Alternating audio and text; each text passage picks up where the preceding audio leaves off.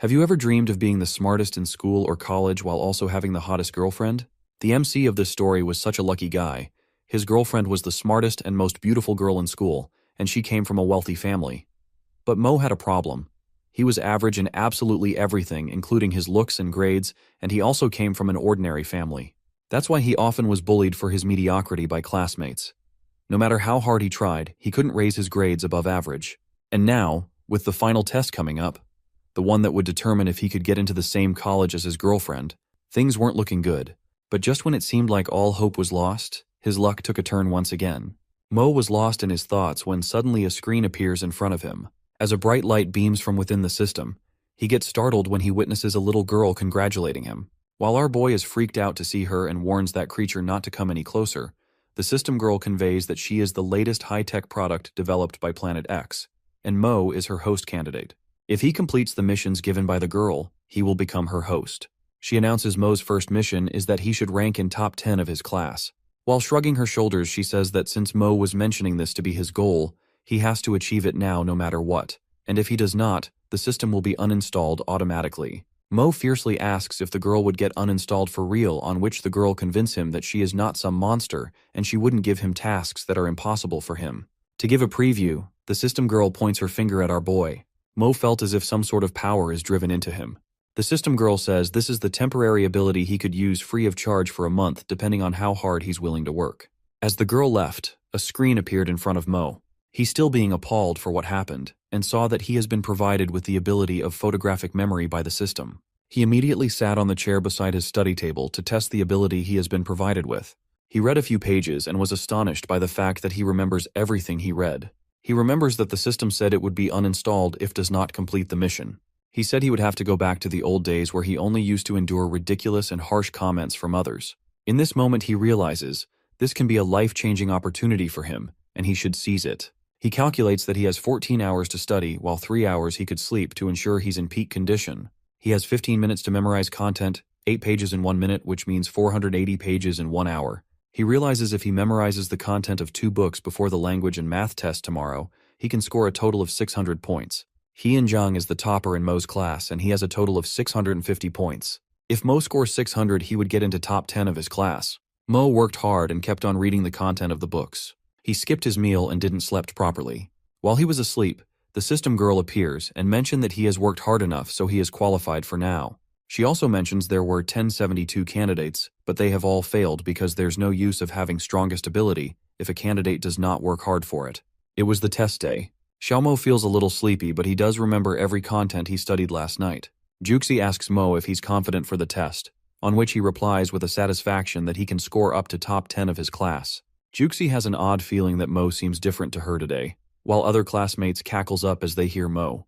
Mo bashfully asks if he was being too overconfident. Juxi comforted him while telling that she believes in him. Juxi then leaves the classroom while other students were still making fun of him. Mo plugs in the headphones into his ear to ignore whatever comments they were passing for him. The test started and all the students seemed non-serious about the test. When Mo looks at the paper, he immediately realizes that the question is same from the book, just the values are different, and that he can score more than 650 easily. Meanwhile, his teacher is stunned to see Mo doing the test so appropriately. 4 days later, when Mo entered the classroom, everyone started mocking him for talking big that day in front of his girlfriend. Mo was sure that they are just jealous of him because Juxi is his girlfriend. Teacher enters the classroom with test papers in her hand and seemed exasperated. She mentions that everyone did worst in the test. She started announcing and distributing the test papers. Han Zhang, the topper, got 653 points and secured second position in the class. Han was shocked. Everyone kept thinking if Han is second, who might be in first place since only Sumo was left. The teacher announces Sumo has scored 702 points and is first in the class, second in the year. Sumo stands up with pride to receive his test paper. This chapter starts with the scene from Linhai High School teacher's office. A female teacher asks one of the male teachers if he heard of Sumo taking second place in the year, on which the male teacher replied that Sumo has always been among the worst of students. How is this possible that he scored this well? A bald teacher, sitting at the back, turns around saying furiously that Sumo has always been arrogant and that he must have cheated in the test. The teacher sitting beside the female teacher says that even if we think this way, it is impossible for a mediocre student to score 700. The female teacher agreed to what he said, and said if Sumo had no knowledge of the material, how would he know where to find it in the book? On this, All the teachers got hit by the thought that Sumo have actually worked hard. The dean was also sitting in the office listening to the whole conversation. He stood up and told them that there should be no more conversation, and that they should reconduct Mo's test for every subject tomorrow. The next day, Mo was sitting in his classroom. He was thinking how his ability of photographic memory is faded away, but he was satisfied of the fact that he studied all the content he needs. He was lost in his thoughts when someone appears at the door of the classroom and asks him to come to the teacher's office. He stands up being all surprised because he had no idea that for what reason he was called to the office. Our boy enters the office, greeting all the teachers. The dean comes straight to the point, informing him that some teachers doubt his recent test results, and so he decided to reconduct the tests. Mo questions if he's the only one who have to take this test. The bald teacher tried to comfort him, telling him that they trust him. It's just a chance for Mo to prove himself. Mo sharply tells them that he knows that they think of him as a cheater, but he was satisfied that he has enough knowledge to do the test. Mo sees the test paper and gets astonished of the fact that the questions are hard for him to solve, but he also knew if he wouldn't be able to solve the test, his teachers will falsely accuse him of cheating. He was thinking about this when suddenly the system girl appears. The system girl congratulates him for completing his first mission. Sumo claims his first reward. When the teacher hears him, he yells at Sumo to answer the questions on test paper and stop messing around. Mo picks up the pen on desk and starts to write the answer. Meanwhile, the bald teacher passes an absurd comment about Mo that he is a mediocre student who is always playing dirty tricks. Half an hour later, Sumo hands over the test paper to the female teacher. He took 30 minutes to complete each paper. The teacher is flabbergasted by the fact that all the answers have clear logic and they are correct. The bald teacher seems remorseful and wishes that he could have created a harder test paper. The physics teacher asks him to relax as his test includes difficult questions that were not even able to get solved by the toppers. Mo was able to hear all this. Mo completed his physics test in less than 30 minutes and handed over the paper to his teacher. The teacher thought he has given up, but when he saw the paper, it was completed, and all the answers were correct. The teachers realized Sumo was able to complete the test in 30 minutes, which means he took less time than the teachers themselves to answer all the questions. The physics teacher shows concern that if Mo was taking low grades deliberately, on which the bald teacher vociferates if taking tests is only a child's play for him. Meanwhile, our boy stands up from the desk, saying just for fun, being all proud to prove himself in front of all the teachers. The physics teacher makes sure if the last question was solved by Mo himself, on which Mo replies saying that he solved all the questions in front of all the teacher. How could he have cheated? The teacher, being guilty, says he said it because he was enthusiastic to witness Mo getting a perfect score. The teacher, holding Mo's hands, suggested him to participate in physics tournament. This was an opportunity for him to get into the college he wants by getting extra credit. Mo rejects to participate and leaves the office. The teachers remained astounded. 3 hours later, the system girl appears and Mo claims his reward. This time, the rewarded ability was comprehensive and thorough understanding. Mo was able to feel his brain becoming powerful. He was in the hall walking when he heard and saw Juxi calling his name while waving at him. On asking by Mo that why she was on the 6th floor, Juxi reveals her concern about Mo being called to the teacher's office. Our boy told his girlfriend that he was asked to retake the test. After a few seconds of silence, he asked his girl uncertainly, that would she believe him if he say he has improved in such a short time? Juxi wrapped her hands around his face, telling him that even if it is hard to believe his progress, she would. Both of them stood there blushing. Juxi ties her hands at the back and mentions that they both will be able to go to the same college if Mo maintains his grades. Both of them were still blushing. Just when Mo was about to say something to Juxi, the bald teacher interrupts him. He yells at him that he is flirting with a girl in school. Sumo answered him in a convincing tone that he's not flirting, he's in a serious relationship with Juxi, on which the teacher screams that he is talking back to his teacher. He also says that you are still students and this may affect your studies. Sumo was really smart to ask his and his girlfriend's rank from his teacher. Since he was the second and his girlfriend was the first in year, he mocks that dating affected their grades so badly that they were able to secure the positions they are on. The teacher was speechless for a moment while Juxi giggles. The teacher screamed again, telling Sumo to stop talking nonsense and that his grades are not finalized. Our boy, with innocence in his tone, says that the dean has already approved his grades. Calling him a fraud, he asks Mo why isn't he participating in the tournament if he is not guilty. Juxi was offended. She told Mr. Liu, the bald teacher, that they respect him, but he should not insult his students. Mo kept his hand of Juxi's shoulder, convincing her that Mr. Liu do have a point. Mo, with a very satisfied behavior, tells Mr. Liu that he will participate in the physics tournament on one condition. The condition was that he would make a bet that if Mo loses, he will do whatever Mr. Liu wants him to do. But if he wins in the first place, Mr. Liu will treat everyone in the class with a fried chicken set meal. Mr. Liu started calculating the amount it would take for the meal. He also started thinking that perhaps Mo wasn't cheating. Our boy played a mind game saying if the Lu wasn't chickening out. On which, to prove himself, Lu said he would take the bet. Both of them clapped against each other's hand, calling it a deal. This chapter starts from a scene of Linhai High School. It's raining heavily today. As the physics tournament ended, the students and faculty sat in the bus to go back to their homes. Heading back, one of the teachers named as Ms. Lai contemplates that she shouldn't be expecting anything from the students, given how spiritless they are. Thinking the tournament wasn't their suit, the Ms. Lee believes that the school doesn't pay much attention to this tournament, as she was given charge of leading a team in the end moment. She also seems frustrated by the thought that she lost to that new teacher, Liu Yu. It was the 5th day now. Sumo and Juxi are standing in the teacher's office with all the teachers and principal. Sumo asks Juxi, "Why are they both only students standing in the office?" Juxi made a guess that maybe the results of the tournament are out. One of the teachers was making sure that everyone is present in the office that suddenly the blonde teacher, Ms. Lee, shouted aggressively at Mo and Juxi that they've no right to disrespect the teachers just because they have good grades. Ms. Lee points out to their teacher Ms. Liu Yu, whom she was having personal jealousy from, that she is not teaching basic manners to her students. Mo was offended by the way she spoke. He told her they did nothing to disrespect teachers. Ms. Lee informs that school prohibits students from dating. With a smirk on her face, she says you both are holding hands and teachers are not fool here that they wouldn't know about this. All the teachers tell Ms. Lee to not include them into her own feud with Ms. Liu Yu. It was in this moment that Mo realized Ms. Lai was using him as an excuse. He raised his hand with Juxi's hand in it, informing all that they both are dating and the principal is fine with it. The principal chokes on his drink and asks, when did he say that? Mo explains him that he told them if Juxi and Mo made to the top 3 in the physics tournament, he will be fine with it. Ms. Lee shrieks at Mo that she would make a bigger scene out of him. On which, a faculty member standing beside the principal agreed to Mo that he heard principal saying that too. The principal informs that they can always make exemptions for excellent students. Miss Lai was starting to argue, but principal interrupts her saying he has an announcement. The announcement was that Sumo from senior class 3 got first place in the tournament, and Yan Juxi from senior class 1 got second place. Mo and Juxi shares a sight at each other filled with pride. The principal asks everyone to give a round of applause for both of them. Everyone starts congratulating the students and Ms. Liu Yu. Meanwhile, Ms. Li, out of jealousy, leaves the office thinking Ms. Liu Yu have nothing to do with the success of Sumo.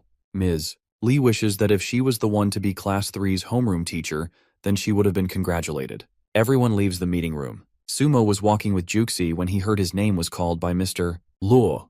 Mr. Luo tells him that he is ready to complete his bet. Mo, being a little embarrassed, tells him that he was joking. Mr. Luo still says that he is ready to complete his bet.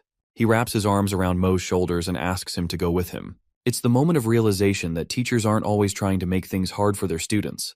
It's just that sometimes they are impatient and rigid. Ms. Lai enters the grade 12, class 4. She is freaked out about what happened in the office before. She bellowed to the students in the class that they have gotten such simple questions wrong, and they should learn from Sumo. While Ms. Lai was all freaked out, Mr. Luo, as promised, was treating students with a meal. Sumo was really happy to realize that teachers are good too. They are just worried about students' grades. On the other hand, Ms. Lee is still wailing badly at students telling them to take Sumo as an example as he has improved in such a short time. She says in a very rude tone that she has taught them well. It's their fault that they did not work as hard as Sumo. One of the students sitting in the class realizes and mumbles in his friend's ear, who was sitting beside him, that Ms. Lee has taken Sumo's name so many times during her lecture.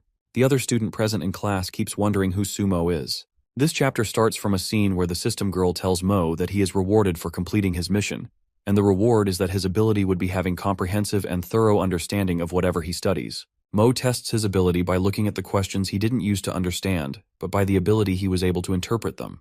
The home time school bell rings. Mo stands up to leave for his house that he hears one of his classmates asking him where he was going. Mo utters that he's heading home, on which his classmate asks him to stay as they have a basketball game. Mo almost forgot about the match, and that is why he was leaving. But now that he was reminded, he decided to stay. He was confident enough that he will win.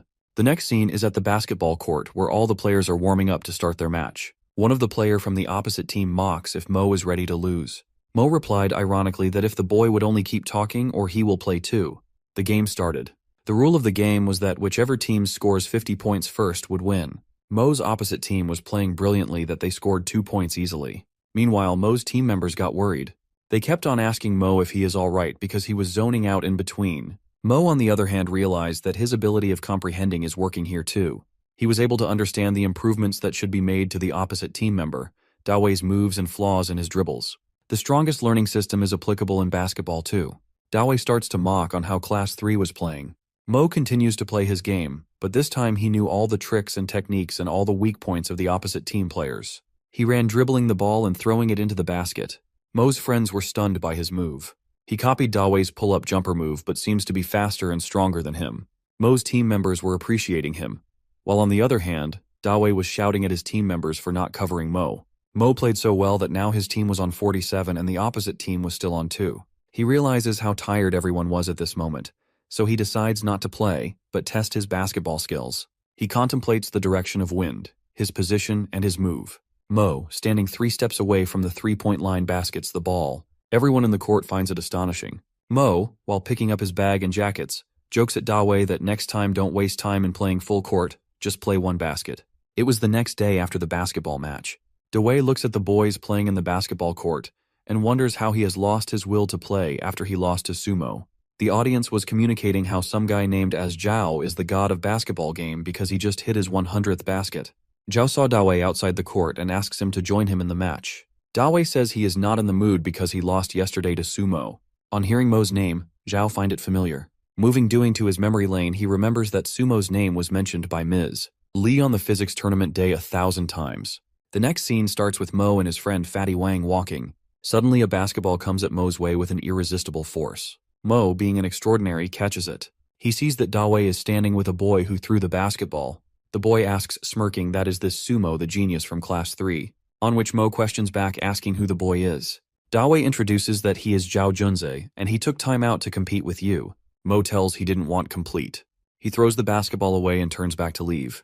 Zhao started provoking Mo by saying wildly inappropriate things to him like what Juxi saw in him. He seems like he's a gay. He also says Juxi's eyes are problematic to see a weakling like Mo. After hearing all this, Mo turns back by saying that he is actually provoked.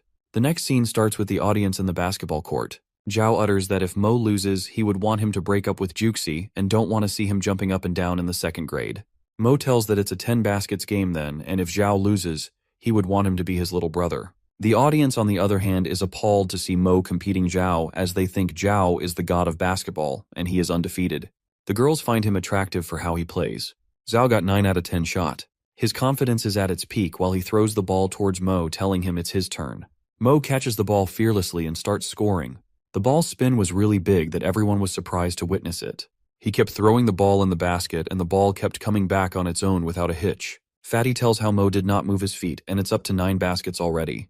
Zhao was picking up the ball back and forth while scoring, but Mo seemed comfortable while he was playing. Everyone just agreed by witnessing that the real god of ball is Sumo. This chapter starts with the scene from basketball court. Mo is all set to do his last basket, while Zhao is distressing about it. Mo was about to do his last score that his sight got stuck at Mr. Sun. Mo starts to think if Mr. Sun would get him into trouble as he did on the day of physics tournament. He doesn't want this to happen because he wants to go into the same college as his girlfriends. He was just about to do an airball throw that Mr. Sun calls his name, telling him that the dean is calling him. Mo leaves the court without doing the last score. Meanwhile, Dawei, standing beside Zhao, took a breath, saying he was afraid that Mo would score them all. Zhao, on the other hand, contemplates that Mo did this on purpose because he glanced at varsity coach, Mr. Sun, and then he threw a 3 and out on purpose. He thinks that Mo threw an airball because he didn't want to embarrass Zhao. He was so impressed by Mo's sportsmanship that he decides to do whatever Mo will ask him to. In the next scene, Mo enters the dean's office. There are other students sitting in the office too, including Juxi. The dean starts to spill the reason he called all the students. He tells that all the toppers are present in the office. Many of the toppers have failed their college entrance test in the past years, so the school have decided to set an after-school study group for the toppers this year. Mo, on the other hand, finds this idea so boring. His glance stops at Juxi and he somewhat finds relief to see her. Meanwhile, the other students are glad to hear this news from Dean. The dean gives the students question paper that contains questions students will witness in the exam paper. He tells how he has interpreted the 2 main reasons as to why the students have failed in the past. The first one is timing and the second is comprehension. Mo asks the dean, Mr. Zhang, that if he can leave the classes as he understands the questions, and he also thinks he can get a perfect score easily. The other students find Mo's behavior arrogant because Dean did not say that the questions were impossible to solve. He just said that they are time-consuming. Juixi, taking our boy's side, says that he can do it as he won the tournament too. The boy argues with Juxi that the college entrance exam is different from the tournament. Juxi shrieks at him that Sumo wouldn't lie to him. If he says he can do it, he will. The dean tells them not to fight. He asks Sumo to share his experience with learning as he was able to do the retaken tests on time. Sumo was about to deny that Dean interrupted and reminds him for his relationship exemption with Juxi. Mo agrees immediately to speak up. Sumo gives his opinion that practice is the key. He incorporates an idea of making a questions template to familiarize themselves with different types of questions. It will help increase the efficiency of answering questions timely. He asks to memorize one question with 16 different possibilities, so this would save time on the test day. One of the students utters frequently that it will be useless if the questions they memorize are not in the exams. Mo tells it's give and take, memorizing more stuff in exchange for time during the test. Dean is impressed by his idea. Mo constitutes that they should prepare their own guides and practice exams, because benefits of just doing the past papers aren't significant. The students find all this difficult. The dean incorporate with students while telling them that they do not have to follow exactly what Mo said, but some of his ideas are worth trying. All of a sudden, Mo get an alarm that he has been awarded with the ability of Feynman learning method. 1 month have passed, the extra class for toppers is taking place. The dean congratulates Sumo for securing the first place in his mock examination.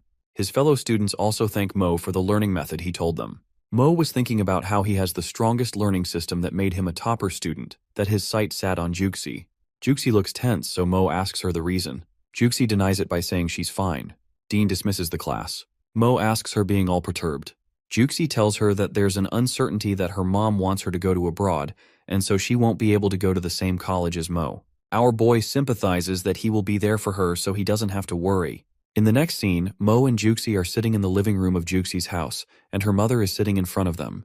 Juxi's mother tells Mo that she's not one of the old-fashioned parents, and she wouldn't stop them from dating. She also mentions that she trusts Juxi's choice, but she wouldn't risk her education and wants her to have the best education possible. Mo started thinking how he have the strongest learning system and no college in the world could match it. Juxi brings Mo back to the conversation. Her mom asks Sumo to talk. Mo starts to speak in consideration with Juxi's mom. He says he understands that she wants best education for her daughter, but best education is not a paper certificate, a fancy campus, or expensive labs. He says the foundation of good education are the people, the ideas, the masters of academics. Juxi's mother gives a round of applause for what Mo said. Then she says that she agrees to what Mo said, but there's one thing still missing. Just when Juxi's mother was about to say that one missing thing, Mo immediately utters connections. He was able to know that because he has activated the skill, opponent prediction. Mrs. Yan agreed to him, explaining how college friends are greatest assets when we enter society. The system informs that the enemy has played a reality check. Mo already expected it. He was trying to wheedle Mrs. Yan by saying that connections will come to those who are capable. Maybe it's important for some to build connections, but Juxi and he doesn't need to compromise themselves for connections. Juxi's mother was impressed by Mo after what she heard from him. She praised how gem of a person he is to have such courage and knowledge, and that he is reminded of someone from her high school days. Juxi was surprised to see her mother reacting like this. Mo also feel joyous that his speech influenced Mrs. Yan. Mo asks Mrs. Yan that he wants to make a bet with her. Mrs. Yan says she doesn't want their studies to be affected because of this. Mo tells her it won't because he is betting on his college entrance test. He says if he gets a perfect score, he would want Juxi to stay here, and if he doesn't, she can send Juxi abroad. Mrs. Yan finds this offensive. She tells Mo that getting a perfect score is much harder than improving yourself in studies. Mo acknowledges to know that no one has ever gotten a perfect score, but he thinks this is the right way to prove her that he is a perfect match for Juxi. Mrs. Yan, being all disgruntled, says she was impressed by Sumo, but now that he says all this, she totally dislikes Mo's conceitedness. She took the bet and jeered that if Mo loses, she will reconsider if he's a good match, as she doesn't want her daughter to end up with a narcissist. She stands up and leaves the living room. Juxi tries to stop her, but she won't stop. Mo murmurs that Juxi shouldn't worry. He leaves the living room thinking furiously that how could the learning system do this to him, and the system will have to pay for this. The chapter begins with the students sitting in the classroom. It was self-study period in the class. Mo was busy reading a newspaper. Fatty says that he is being a little overconfident, that he is not studying. Mo tells he's reading the newspaper to get a perfect score in the entrance test. Upon asking by Fatty, Mo informs that he is reading it because he only needs to improve himself in the essay. Last night, the system girl appeared in front of Mo. He was so exasperated at the learning system for what it did in front of Juxi's mother. The system girl shrieks that her name is Xiaoxi. Mo asks her not to copy her girlfriend's name. Mo asks abruptly about the perfect score mission. Xiaoxi says she has no information about it, and they should talk about this later. And he also shouldn't worry because no mission is impossible for the host. She then mentions that she is here to give him bestow him with the award for winning the basketball match. Mo gets excited after hearing this because he was alarmed back then for why he was given such a mission. Mo gets reward ability of master-level calligraphy. Mo shrieks after hearing about his reward, that if this ability is enough for him to get the perfect score. The next scene is from the classroom again. Mo is sitting with a newspaper in his hand, wondering that he is now on his own to get a perfect score, and the key to get it is the essay. He starts to surmise how he has to master social issues and communication studies by which the hearts would beat and eyes will tear up, his breakthrough. The school bell rings. Fatty asks Sumo if he wants to play with him, on which Sumo informs him that he's meeting Juxi with his mom today. Fatty jokes about it that is this what meeting the parents is. In the next scene, Juxi and Mo leaves from the school. As they reach at Mo's house before entering, Juxi tells Mo that she's nervous. Mo tells her that her mother is very friendly. As Mo's mother sees them at the door, she asks who the girl is. Mo tells her that she's Juxi, the girl she mentioned before. Mo's mother, praising her, says that Mo is blessed to have a schoolmate like Juxi. Meanwhile, Mo is thinking how her mother has never been this welcoming before. In the next scene, they had their meal together. After that, Juxi leaves the house. Mo's mother tells her to come more often, and then asks Mo to leave Juxi to her car safely. On the way, Juxi tells how relieved she is by meeting Mo's Mo. Mo asks Juxi to come more often, and then says he'll try his best too. Upon asking from Juxi, he tells he will get the perfect score in entrance exam to win Mrs. Yan's heart. Few months have passed, it's now the college entrance exam day. People are sitting outside the building. There's a girl named Zhao Yuyu. She's the host live on social media. She shows how parents are waiting outside the exam hall as it is an important event in every family. By the comments in her live, Zhao Yuyu seems very popular for her looks. She catches a sight of two students coming out of the exam hall, though there's still an hour left for the test timing to finish. It's Mo and Juxi. Zhao Yuyu approaches towards them and asks them how they have come early. Mo informs that they did the test early so they submitted it. Zhao Yuyu starts to wonder if she asked the wrong question and if they are kicked out of the exam hall because they've caught cheating. She asks them if the questions this year were hard because it's rare to see someone hands in their entrance test early. Mo asserts that the questions weren't that hard and he can get a perfect score easily. Zhao Yuyu asks bewilderedly. That is Mo serious when he said he can get a perfect score for his foreign language exam in just 1 hour. Mo corrects her by saying, perfect score for the whole exam. Just when Mo says this, tons of comments started coming in the live video saying that he is joking and doing everything to impress the girls. He cannot get a perfect score. The people even seems to notice that he is wearing the uniform of Lin High School. Zhao Yuyu thanks Mo for his answers and then says she'd interview someone else now. Mo and Juxi continue their way to leave. After the interview, the social media was full of hate comments for the reviews Mo gave, calling them to be very arrogant. People started making fun of him and called him crazy. The video got so viral that Mo was even in the Lin High daily newspaper. The next day, principal calls Mo to his office. He shows Mo the news that how his careless, self-assertive reviews have affected the image of Lin High School. There's been heated discussion among netizens that Lin High School has a grandiose curriculum and its students are arrogant. The principal shows his concern that how the school's image is getting ruined. Mo shouldn't have been so careless during the interview because exams results are not even out yet. Mo agreed that he shouldn't have been negligent, but whatever he said was true, and that Lin High School would become famous after the results would be out. The next scene is from the college entrance exam marking hall. One of the examiner is looking into the paper being astonished by the fact that there's not a single mistake in the whole paper, and the handwriting is also very attractive. He shows the paper to the team leader. The team leader also gets surprised at how perfect the essay and its approach is. He is so amazed by the essay because it didn't seem like it was a student-level essay. The team leader asks the examiner to give it the perfect score as the essay is showing great ambitions, and it is expounding philosophies of life. The examiner argues that this student got all the questions right, and if this essay gets a perfect score, there would be no deducting marks. The team leader shrieks that this should be given the perfect score and that there should be no more arguing because his decision is made. In Juixi's mother's office, one of the faculty members informs to the female faculty member that there's a student with the perfect score this year. She doesn't agree to what he says. He says confidently that you'll see on your own. Mrs. Yan starts to wonder if it's Sumo. The next scene is from Juixi's living room. Sumo and Juxi are waiting for the result to come out as Juxi's mom is not at home. Mo receives a text on his phone that informs him that the results are out.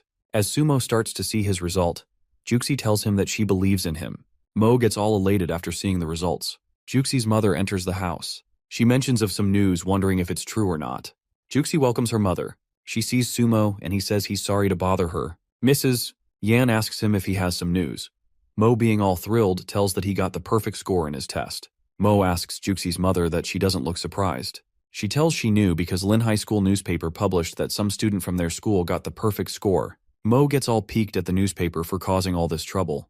Juxie asks her mother about her bet. She says she agrees for her to stay in the country for further studies. She then mentions to Mo that she's not only impressed by his perfect score, but also his courage, determination, and power of action. She tells Mo to always take good care of Juxie, on which Mo answers that he will. Mrs. Yan thinks that in few years it'll be the right time to marry Juxie with Mo. Mo and Juxie clap each other's hands and hugs each other tightly in contentment. Juxie's mother was watching both of them. She asks them to make a promise that she doesn't want herself to become a grandmother before they graduate. She says that it's strictly not allowed.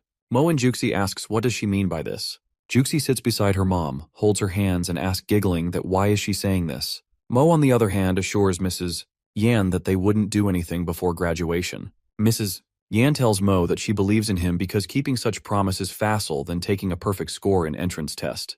Mo wonders that he doesn't know which one is more difficult. Mo's phone rings. When he takes his phone out of the pocket, he sees his mom calling. He picks up the call. His mom tells him that she received a call from recruiters at Tsinghua University, and they told her about Mo's performance. Mo corroborates that the news she heard is true. Mo is actually the top scorer on college entrance exam. As he says he hopes he have made her proud, his mom was pink-eyed and lachrymose. His mom goes down her memory lane thinking how Mo wouldn't sleep and study late at night. She tells Mo, being all sentimental, that though she witnessed him working hard, she still didn't expect him to do so well in the test. She says your dad will be so proud of you while the tears move down her cheek. Mo promises that he would make them even more proud in future. The next scene is from 2 days later when Mo comes at Juxie's house to pick her up on his bicycle. Mo compliments indirectly saying, "My Juxie looks very pretty today." Juxie asks him who's his Juxie. In reply, he tells her to hop onto his bicycle. Mo says, "Why else would you get on my bike?" On which Juxie compliments that he's a smooth talker. Mo begins to ponder how few months ago he was ridiculed and mocked by everyone, but now everything is changed. As they reach school, a bunch of boys are standing and talking. One of the boy passes comment that how pretty Juxie is. The other boy says that she's way out of your league. Juxie asks Mo about where he will apply for college. He tells her that he has already convinced her mom that wherever Juxie will apply, he will apply there too. As they both walk towards the school building, there's a huge board which says, "Congratulations to Sumo for winning the top award." Juxie enthusiastically exclaims, "This is for you, Mo." The principal of the school hands Sumo's shoulder, telling him that he has bring honor to the school. Mo tells him to calm down and that they can talk about it. The next moment, Mo witnesses all the teachers greeting him at the gate. Mo is all captivated. The principal informs him that the school has decided to put his name on the school's wall of honor. The teachers start to wonder that in 40 years since the school was founded, only 4 people have been put on the wall of honor. The famous icon of literary world, the self-made internet giant, influential political leader and academician with outstanding achievements. Mrs. Liu, one of the teachers, is astonished by the fact that Sumo is only 18 years old, and he is on the same level as those outstanding icons. Meanwhile, Sumo and Juxie are all delighted to hear this news. Mrs. Liu asks principal that isn't this award a bit too heavy for an 18-year-old. The principal turns around and starts to explain Mrs. Liu that the wall of honor is not for showing off the glory of school, but it is to showcase the achievements of students like Sumo that sets as an example for other students. He claims that if an excellent student like Sumo is not placed on the wall of honor, then in future he doesn't think there would be a student who would be able to get a place there. Mrs. Liu agrees to what he says. The principal states that Sumo on the wall of honor is decided. All the students start to cheer, and everyone gives a round of applause for him. Mo claims that he's not that good, and he doesn't have to be on the wall of honor. The principal, after hearing this, informs him that under normal circumstances, the school have a bonus of 20,000 yuan for being the top student in college entrance exam, and for each alumnus listed on the wall of honor, the school will award 500,000. Mo gets amazed by this. He tells principal that he's ready to set an example of excellence for the young students. The principal appreciates him for this. He then asks Mo to prepare himself. Upon asking from Mo, he tells him that the TV station is coming to do an interview, so we have to help alma mater to do a good job. It'll be a live interview, and there will be a lot of people watching it as Mo is the only person to get a perfect score in his test. The next scene is from the conference hall. The principal is giving an interview, telling that this year their school have excellent results too. The interviewer then asks Mo, "What do you have to say for the younger students?" Mo starts to think that he was able to do all this because of the learning system he has, but in retrospect what helped him most was the mandatory tasks given to him by the system, and if he hadn't been pushed to the edge time and time again, he wouldn't have been able to use every ability perfectly. Mo starts to speak, saying that one advice he wants to give to the students is that don't be afraid to lose face. He tells he was also mocked by the people in beginning. He was also a bit afraid that he would fail, but he continued to work harder. Many times the subconscious thoughts like if you are afraid, you shouldn't do it occurs. These thoughts would make you stop to work harder. He claims that obviously there's an element of luck in him being the first student ever to take perfect score in entrance exam, but his secret is that one should not be afraid to be embarrassed. Take a brave step forward and do what you want. Mo's words influenced a lot of people on social media. People started regretting on their comments about him before, and some started considering him as their idol. Mo is sitting in his living room. The system girl appears in front of him, informing him that he has only one entry to win level 1 lottery and asks if he wants to draw it now. Mo says yes. The system girl congratulates him for winning the new ability, which was imagination storming. Mo gets electrified as it looks powerful by its name. The system girl explains that when scientists first discovered benzene ring structure and when mathematicians first made heptadecagon using a ruler, it took imagination to make that leap from 0 to 10. By the ability Mo has been provided with, he will have no problem understanding that. Mo gets impressed by what system girl tells him. He decides to try it. The system girl leaves, asking him to call her when he needs her. Mo activates the ability and starts to test it. It's 5 p.m. in the afternoon. Mo was still testing the ability when he hears the door knocking. He says he'll get the door, but his mother stops him because he was busy. When she opens the door, there's a man with glasses on, asks if Sumo is home. Sumo's mother asks him who he was on, which he tells her that his name is Mr. Lee and he's the head of Jing's university admissions office. He tells his reason for visiting is to discuss Sumo about his university application. Mo's mother gets thrilled to see that the head himself came to the house. As she welcomes Mr. Lee in the house, there's again a knock at the door. There's a man with the same question asking about Sumo. He tells he's Mr. Su from Dai's University's admissions office. Mr. Su's sight catches Mr. Lee and he gets all freaked out that he came to recruit secretly, and he's caught. Mr. Lee smirks at him saying, "You are here too." Mr. Lee finds the paper Sumo was testing his new reward ability on. He starts to go through it. Meanwhile, Mr. Su starts to Sumo's mother about the university he came from. He tells that Dai University is best in country, with excellent campus, faculty, and dormitories. He tells Dai University is ready to offer $300K scholarship if Mo decides to go there. He asks Mo's mother to sign the agreement. Mr. Lee stops him and informs Sumo that if he decides to come to the Jing's University, they'll give him the scholarship of $5 million. When Mr. Su hear him say that, he yells at him asking that isn't $5 million a bit much. That's much more than we give any of our undergraduates. Mr. Lee, on the other hand, notifies Mo that if $5 million seems less to him, they can go higher as long as he'll choose their university. Mr. Su gets all wrathed up knowing Mo still wants higher. Mo declares that his plan is to go to the same university as his girlfriend's. Mr. Lee notifies him that his girlfriend can go the same university too. They will provide her with the authority of choosing whatever major she wants. He also tells that by the post-graduation, both of them can do a course, and the university will pay for it. He even said they will discuss Juxi's scholarship too. He also says that she will get a perfect accommodation with a single dorm. Mr. Su freaks out at Mr. Lee asking if he even have this much authority and that there are dozens of top students. Will he afford the same for all of them? Mr. Lee starts to think that if he lets Mo go like this easily, he would never know what genius he's letting to slip away. This chapter starts with a scene from an airplane. Sumo and Juxi are sitting in that airplane while Mo tells Juxi about the argument Mr. Lee and Mr. Su had. He tells Juxi that 2 months ago, the head of both Jing University and Dai University revisited Mo asking him about his decision. Mo briefs that he has decided to go to Jing University, accepting Mr. Lee's offer because his girlfriend wanted this. Mr. Su asks Mo if he's sure, anticipating he would change his mind. Mr. Lee passes him a smirk, asking him if he has something big to offer. Mr. Su gets all freaked out and leaves the house, uttering that he didn't lose. It was just his bad luck. Mo's mother, on the other hand, is bewildered by the fact that the 2 most prestigious universities are fighting for her son. When the conversation ends, Mo tells Juxi that this is nice that he gets to go to Jing University with her. Juxi exclaims that she still can't believe that they will spend their university life together. Juxi claims that when Mo's grades weren't that good, she still used to believe in him, but now she has this opinion that Mo is a different person now. He has changed a lot. While Juxi was speaking, the air hostesses come with trolleys of food. They hand over Mo and Juxi with their meals. Mo starts to eat clumsily. Juxi, while watching him eat, starts to giggle.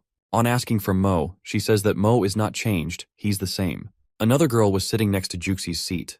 When she sees Mo eating like this, she also starts to chuckle. Juxi notices her and wonders if the girl knows them because she is acting like she does. Juxi tells Mo that the girl sitting next is so pretty that even she is attracted to her, and she also informs that this girl was smiling at Mo. Mo tells her that she might be laughing on the way he was eating. In the next scene, the plane reaches the Jing airport.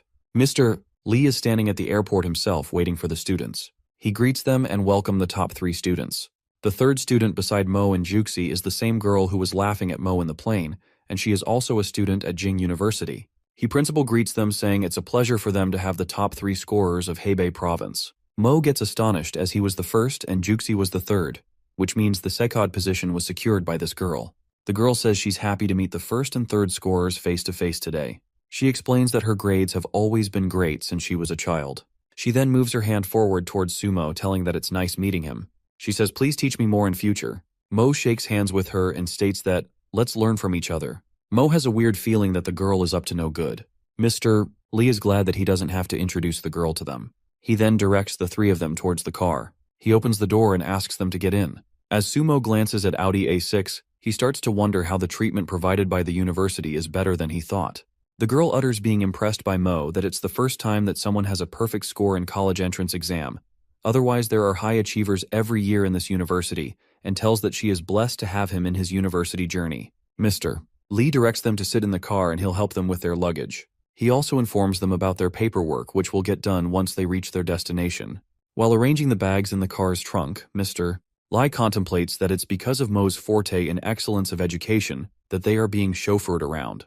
If a mathematical master who can solve the world's problem is visiting, then this protocol is still very light. As all of them were on their way, Mo wonders how good is it to have a car for pick and drop so he doesn't have to work as hard as other freshmen. Juxi and the blonde girl was sitting in the back of the car. Juxi asks her about her points in the entrance test as she's the second.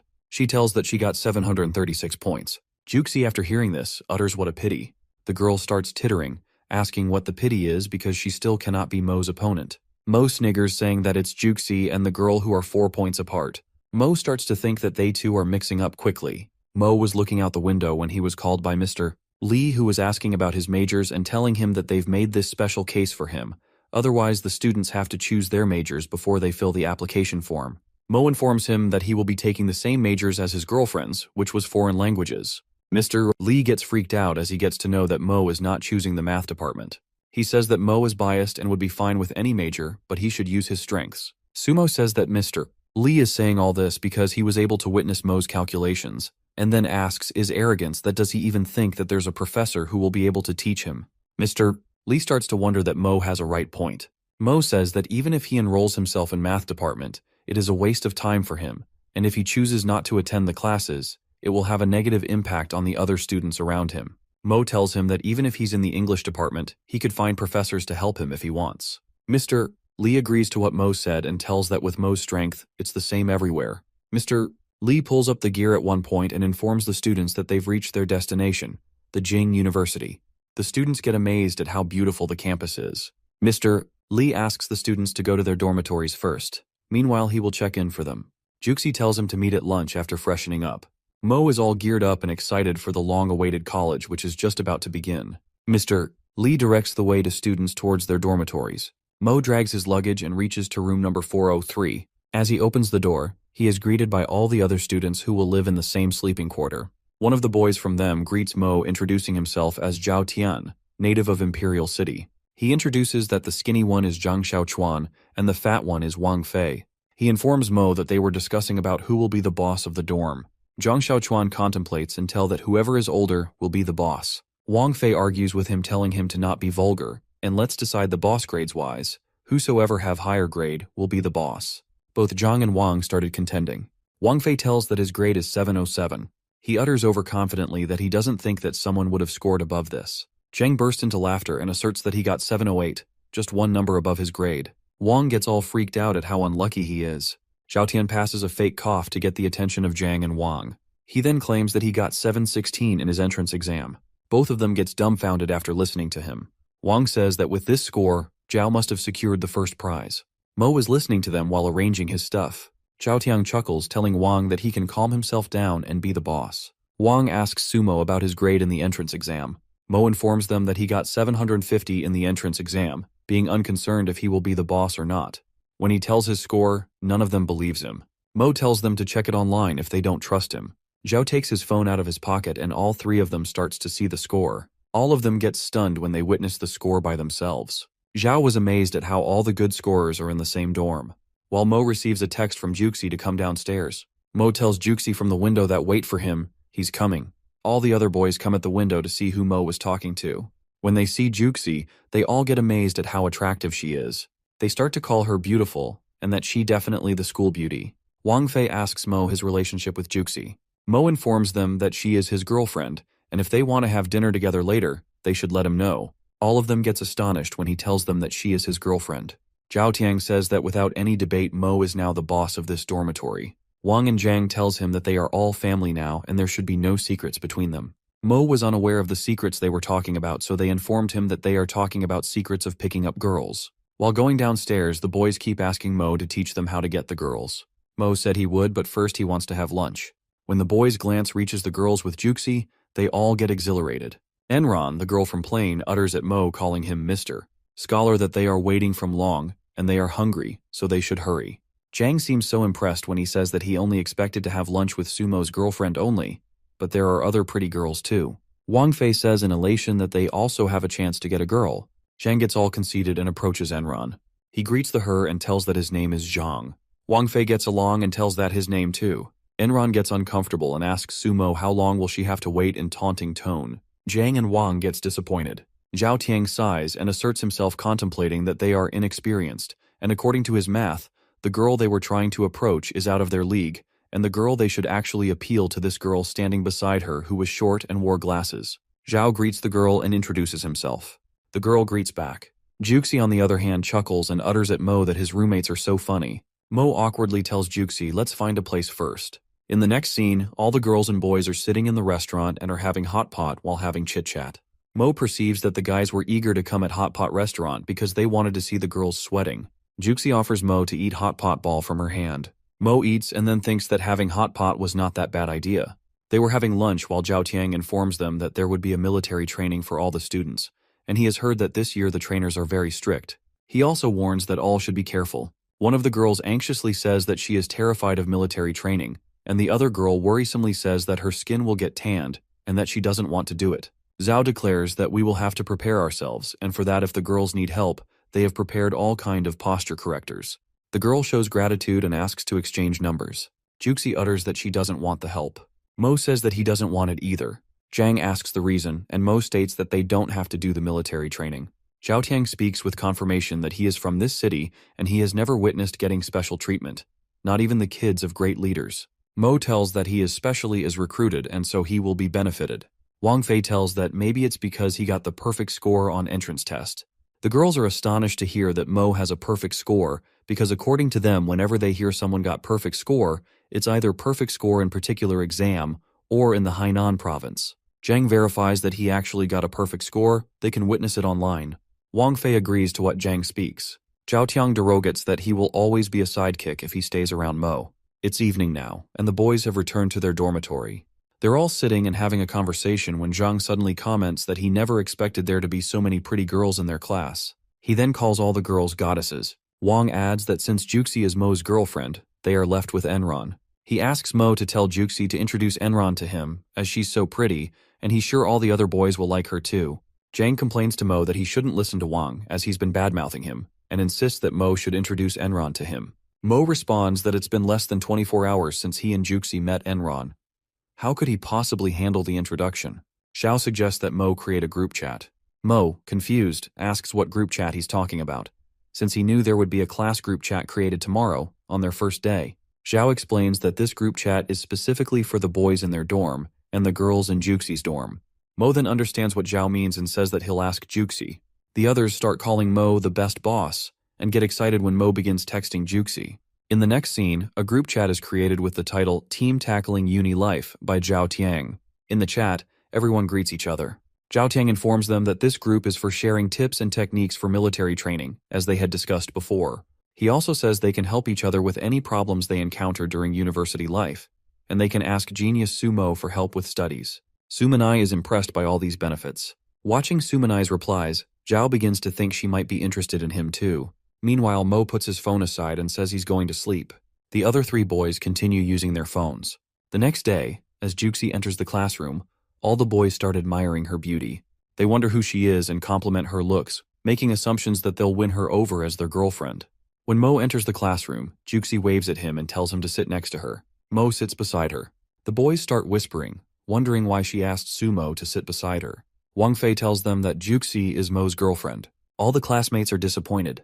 When Enron enters the classroom, the boys immediately start obsessing over her beauty too, offering her seats with them. But she heads straight to Sumo and Juxi's table. She greets Mo, calling him a scholar, and sits beside him on the other side. The boys freak out when they see Mo sitting between the two most beautiful girls in the class. Even Wang Fei is astonished. Meanwhile, Zhao sits beside Sumanai.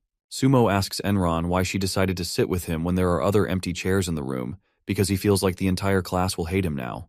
Enron chuckles while Juxi pinches Sumo in jealousy. Enron explains that she came to ask Mo for a favor. She doesn't want to attend the military training and wants Sumo to ask Mr. Lee to exempt her from it as well. Enron says that she would agree to sit in other seats on the condition if Mo exempts her from the military training. Mo tells her to ask Director Lee on her own, on which she stands up and says that she doesn't care. It's a deal.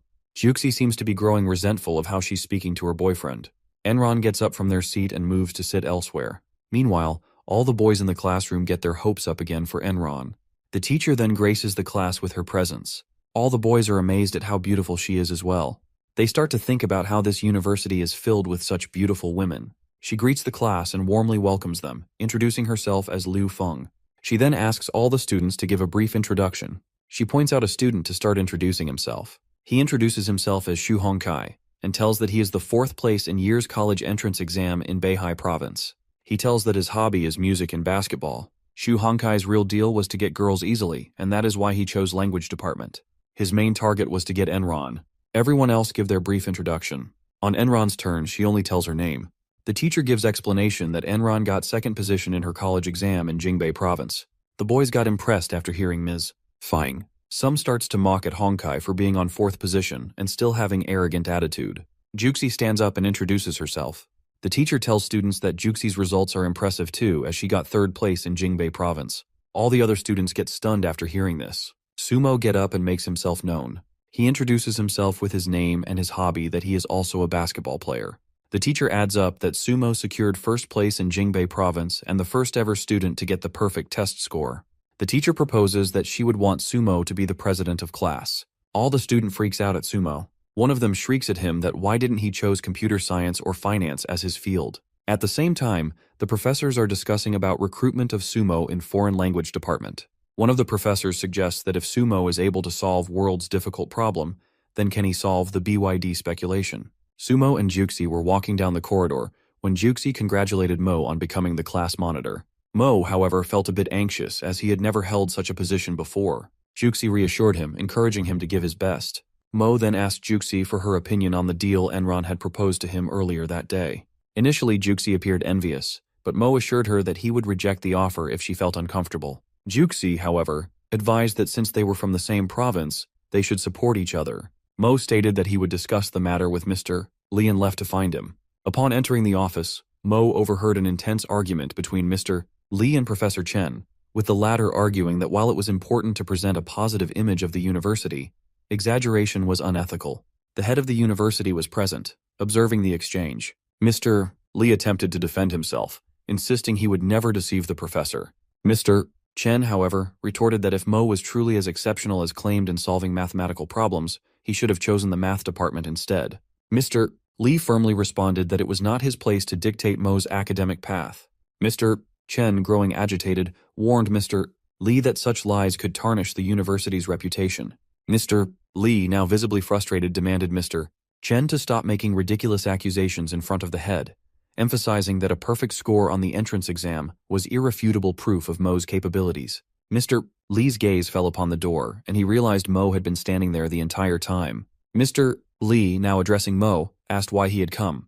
Mo explained that he wanted to talk about seeking an exemption from military training. Mr. Chen, still upset, sarcastically told Mo to go ahead and make his request. Mo politely asked if it would be possible to add one more person, besides himself and Juxi, to the exemption list. Mr. Chen, furious, scolded Mo, reminding him that the university was not his home. Mr. Lee, sensing the situation escalating, told Mo to leave and come back later.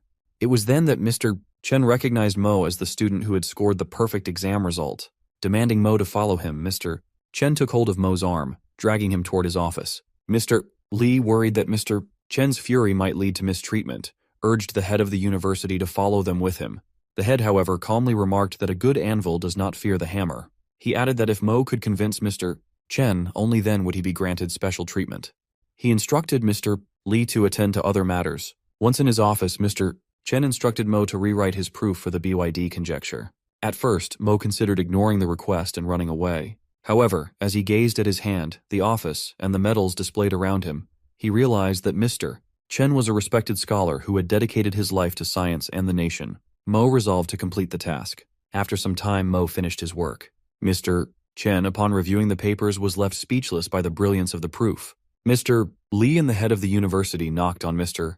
Chen's office door, but when there was no response, Mr. Lee, concerned, opened the door himself. To their astonishment, they found Mr. Chen, once agitated and stern, now offering Mo the chance to become his protege. The scene starts with Mr. Chen telling his senior student that how Mo has solved the world's most renowned conjectures. He also mentions how fortunate he is to have him as his disciple. The senior, Chuchen, gets agitated as Mr. Chen has been speaking about sumo for half an hour. He is also concerned that sumo might pose a threat to his ongoing career. He advises Mr. Chen that conjectures are extremely complex, so they should be more cautious when reviewing them. Mr. Chen mentions how some parts of Mo's calculations are quite elaborate, and now with Chu's advice, he begins to feel uncertain too. He stands up, deciding that he will review the conjectures using Yoachi 2 mainframe computer in the lab. Chuchen suggests the professor to let him go instead. Mr. Chen, sensing something, anticipates that it seems like Chu Chen is more interested in Senior Liu from the lab.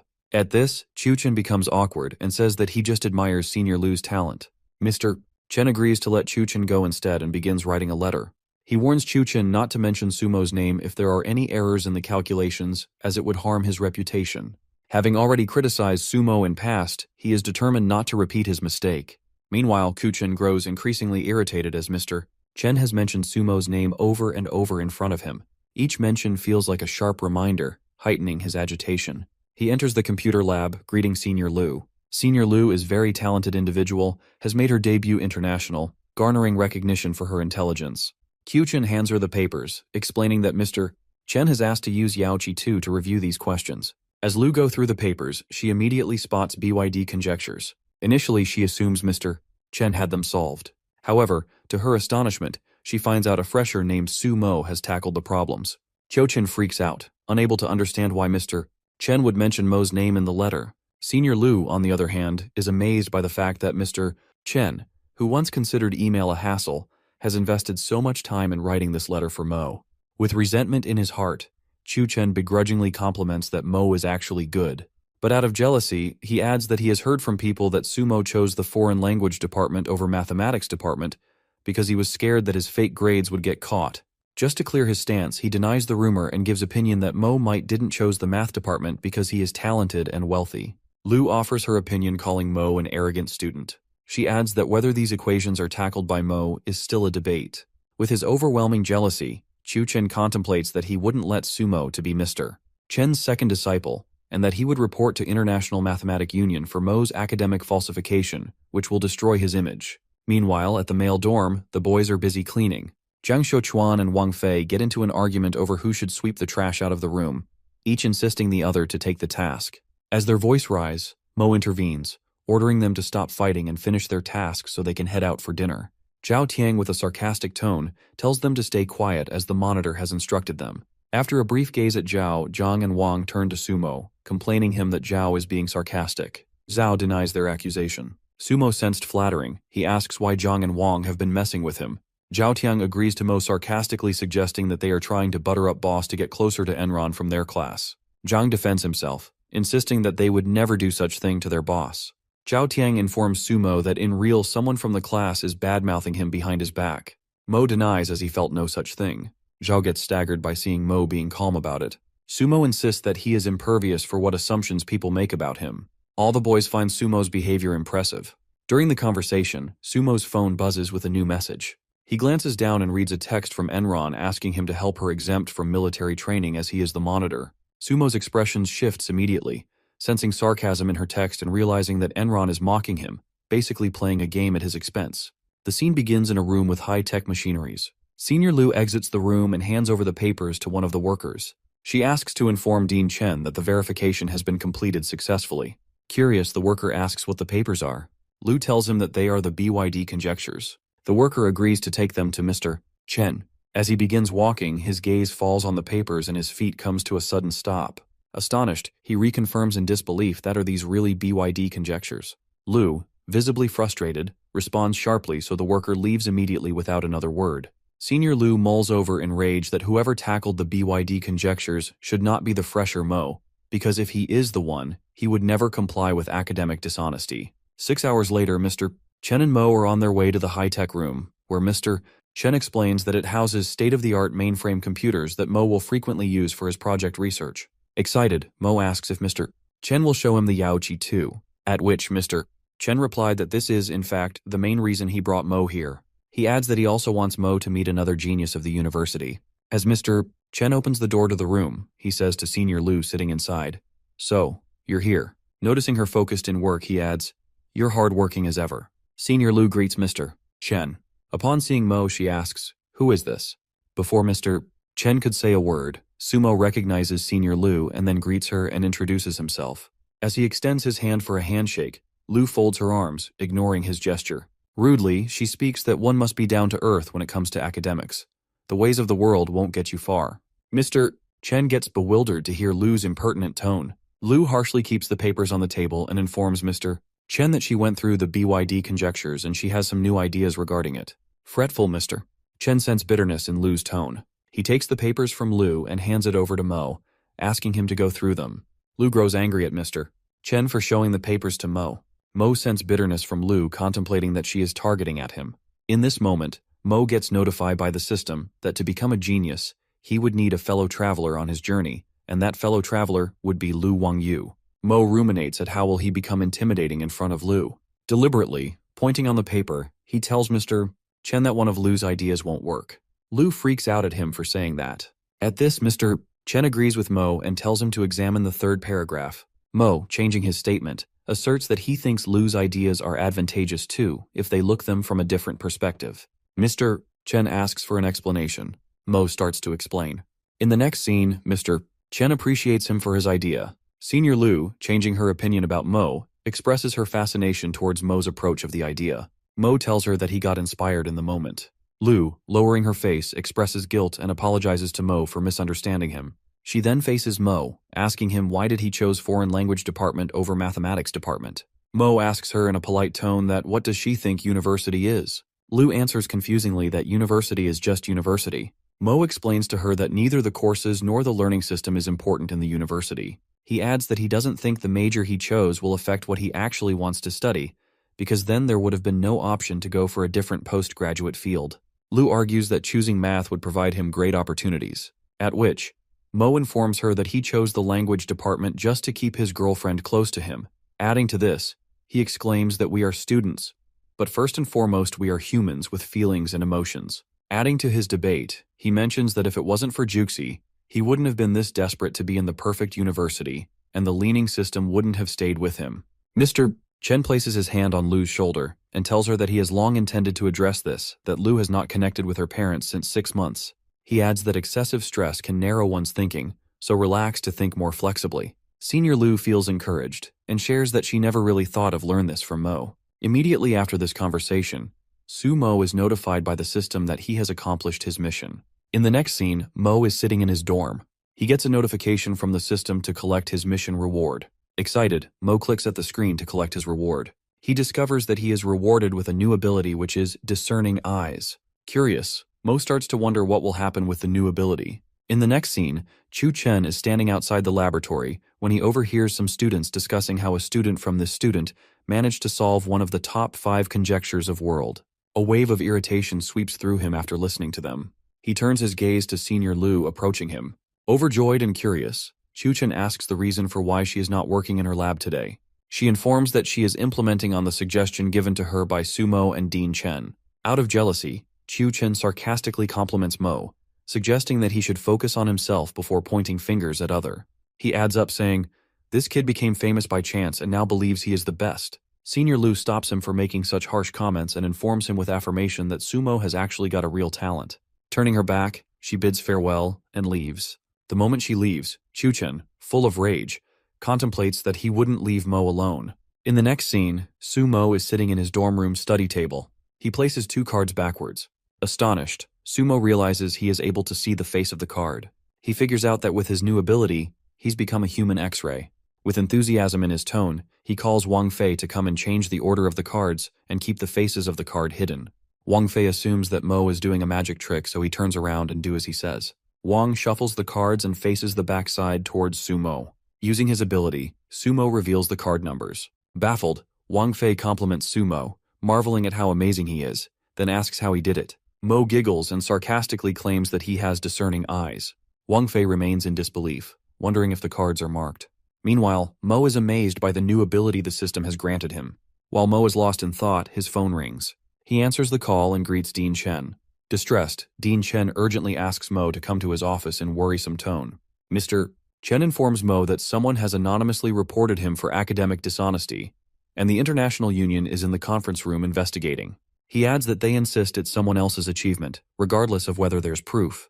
In disbelief, Dean Chen repeats that Mo has made headlines as academic dishonesty for academic fame. While Dean Chen was on call with Mo, Chu Chen was standing outside his office door, eavesdropping their conversation. Filled with resentment, he ruminates that this is a disgrace to the entire nation's math community, and that escaping this mess will be hard for Mo. It is then revealed to us that all the scientists in the world are divided into 4 levels based on their achievements. Level 1 scientists have limited knowledge that is already known to mankind. Level 2 scientists sometimes reach slightly beyond the knowledge known to mankind. Level 3 scientists have reached the limit of human knowledge, while Level 4 scientists bring in knowledge that's in a whole new field. In the next scene, all the scientists from International Investigating Team are seated in the conference room at Jing University. The head informs Senior Lu that there are 2 Level 2 scientists and 1 Level 3 scientist among them. Concerned, Lu expresses that she has heard that they received an anonymous report. She explains that the report alleges that several scientists from the country have collaborated to prove the BYD conjectures. But we let a young man claim the achievement so that we could elevate him as an academic star. She finds the accusation to be absurd. She pauses, then reflects that very few people knew about Mo solving BYD conjecture, so the anonymous informant must be someone she knows. From the investigating team, Level 2 scientist Tom shows his perplexity to witness Level 3 scientist, Yamamoto. Yamamoto claims that he considered coming because BYD conjecture, one of the top 5 conjectures, has been tackled. Yamamoto also reveals that he has made progress in his studies, and that progress was that he had tackled the XE conjectures. Astonished, Level 2 scientist Mary gets up from her seat and incredulously asks, has Yamamoto actually solved the 6th conundrum, conjecture outside of top 5 conjectures? With satisfaction, he hands over the papers to Tom and Mary, claiming that this is the first half of the proof for his solution for XE conjecture. Tom seems stimulated going through the papers. Mary mentions how Yamamoto will become a Level 4 scientist after completing his proof. Scientist Yamamoto strikes his hands together, announcing that he has decided on a great way to conduct the investigation. He illuminates that, since Sumo was able to solve one of the top 5 conjectures, he would reveal the first half of the proof in front of him. Sumo would have to complete the proof for XE conjecture within 2 hours. On hearing this, Senior Lu anxiously argues that what Sumo solved is different from XE conjecture. Yamamoto informs her that if Sumo cannot do it, the university's reputation will be harmed. Senior Lu, ruminating in anger, is lost in thought when Sumo enters the conference room. With satisfaction in his tone, he claims he will take the test. Mo explains that he overheard their conversation when he was on his way here. Senior Lu, visibly concerned, asks Sumo why he agreed to Yamamoto's challenge, pointing out that it's unfair to give only 2 hours to solve the XE conjecture. Mo ponders over how crucial it is for him to prove himself, as Yamamoto, from Sakura, seems to have malefic intentions aimed at destroying their academic reputation. Yamamoto, wearing a malevolent smirk, reluctantly points at Mo and asks that can he represent his nation's academic community. The papers were kept on the table. Mo lifts up the papers from the table and begins to review them, activating his imagination-storming ability. Mr. Yamamoto speaks arrogantly, referring to Lu, suggesting she should join their university because in 2 hours, her university's academic reputation will collapse. Yamamoto remarks harshly, claiming that being a Chinese scholar would ruin Lu's reputation and prevent her from studying abroad in the future. Vehemently, Lu responds sharply, but Mo signals with his hand, stopping Lu. Sumo informs him that we Chinese scholars wouldn't bother you. Making a decisive move, he hands over the papers to Yamamoto and asserts that he is ready to tackle the conjecture, adding that he doesn't need 2 hours. Ms. Mary inquires in disbelief that how Mo is so sure, as only few minutes have been passed since he took the papers. Mo responds promptly, explaining that a few minutes are enough for him to review proof. All the scientist freaks out at him for his casual mention of a proof. Mo informs them that he has developed an uncomplicated version of solution for this conjecture. Yamamoto rages in anger, calling Mo arrogant. Mo, ignoring him, picks up the chalk and begins solving the conjecture by his own method. He introduces a new formula. Walking everyone through the solution, he reveals that his approach of tackling the conjecture is more concise and uncomplicated. All the scientists get astonished. Yamamoto feels devastated and is still in the state of disbelief by his setback. One of the scientists is appalled, remarking that Mo is on par with a level 4 scientist. Chen Daogong, a level 4 scientist from China, speaks up, affirming that there's no reason to be shocked, since many scientists in the history have made groundbreaking discoveries at a very young age. Proving his point, he cites examples like Gormus, who discovered summation formula at the age of 10, and heptadecagon at the age of 24, and Newton, who invented calculus at the age of 23. He emphasizes that a true genius can emerge at any age. Pointing on Mr. Yamamoto, Sumo says without hesitation that since you said there are only 2 hours left in downfall of Chinese academic community, more like Sakura Nation was only few minutes away from humiliation. Mr. Chen Duogong, while agreeing with Mo, still reminded that he has to respect Mr. Yamamoto as he is a senior scientist. Apprehensive, Mr. Yamamoto contemplates how he will have to face a massive humiliation if details of this investigation would come to light. On the other hand, Mary and Tom discuss how this event will reverberate through the mathematics community. It marks a moment of appreciation for Mo, by all people from his university, as his brilliance shines through in front of the academic world. It's the next day now. Sumo's achievement in solving XE conjecture is making waves through social media, with everyone buzzing with the breakthrough. The news has left students in awe. Even the authorities have upgraded mathematics syllabus to version 4 of advanced mathematics. While Chu Chen walks towards the dean's office, he hears a bunch of people praising Mo for his incredible achievement. Kyo Chen lurks in envy, not expecting his strategy driven by resentment to be wasted. While planning another strategy to bring Mo down, he opens the door to the dean's office. To his surprise, he finds Senior Lu and Sumo standing in the office. Kyo-chan nervously inquires the reason of their presence in the office. Senior Lu looks Chu-chan in the eye and speaks in a heated tone, saying that she let herself handle this situation. She asks Chu-chan bluntly if he was the one who sent the anonymous report. With hesitation in his voice, Chu-chan asks her which report is she talking about. In a fit of rage, Senior Lu explains that the International Investigation Team accepted the BYD conjectures, but their only concern was if it was done by Sumo. If they approved it, they must have seen the copy of proof. She glares at him with fury, accosting him with a fiery tone that only Mr. Dean, she and Chu-chan have seen the proof. Hurling the papers at Chu-chan's face, she yells at him, inquiring how he could take such foolish step out of jealousy. Chu-chan collapses to the ground as the papers hit his face. Feeling abashed, Chu-chan mutters that his mind wasn't in the right place and apologizes to her. At which, Lu asks him to apologize to Mo for carrying out this scheme against him. Looking Sumo in the eye, guilt weighing on him, Chu-chan apologizes. Sumo, slightly embarrassed by the apology, responds that it's no big deal as he thought it would be a much bigger issue when he was informed by Senior Lu to come to her. As they hear Mo saying this, Chu-chan and Lu are astonished. Cho-chan speaks out in shock and exasperation, asking how this isn't a big deal for Sumo, even though it's clear that Chu-chan's career will be ruined. Mo, not wanting to say this but feeling he has to, informs Chu-chen that he himself jeopardized his own future so that Mo could solve a conjecture in such a short period of time. With self-assurance, Mo asks if Chu-chen thinks this was a big deal for him. In the next scene, all the boys are in the dorm. Wang Fei exclaims in bewilderment that it was very unexpected of his senior to set up Mo, and just as unexpected of Mo to let him go so easily.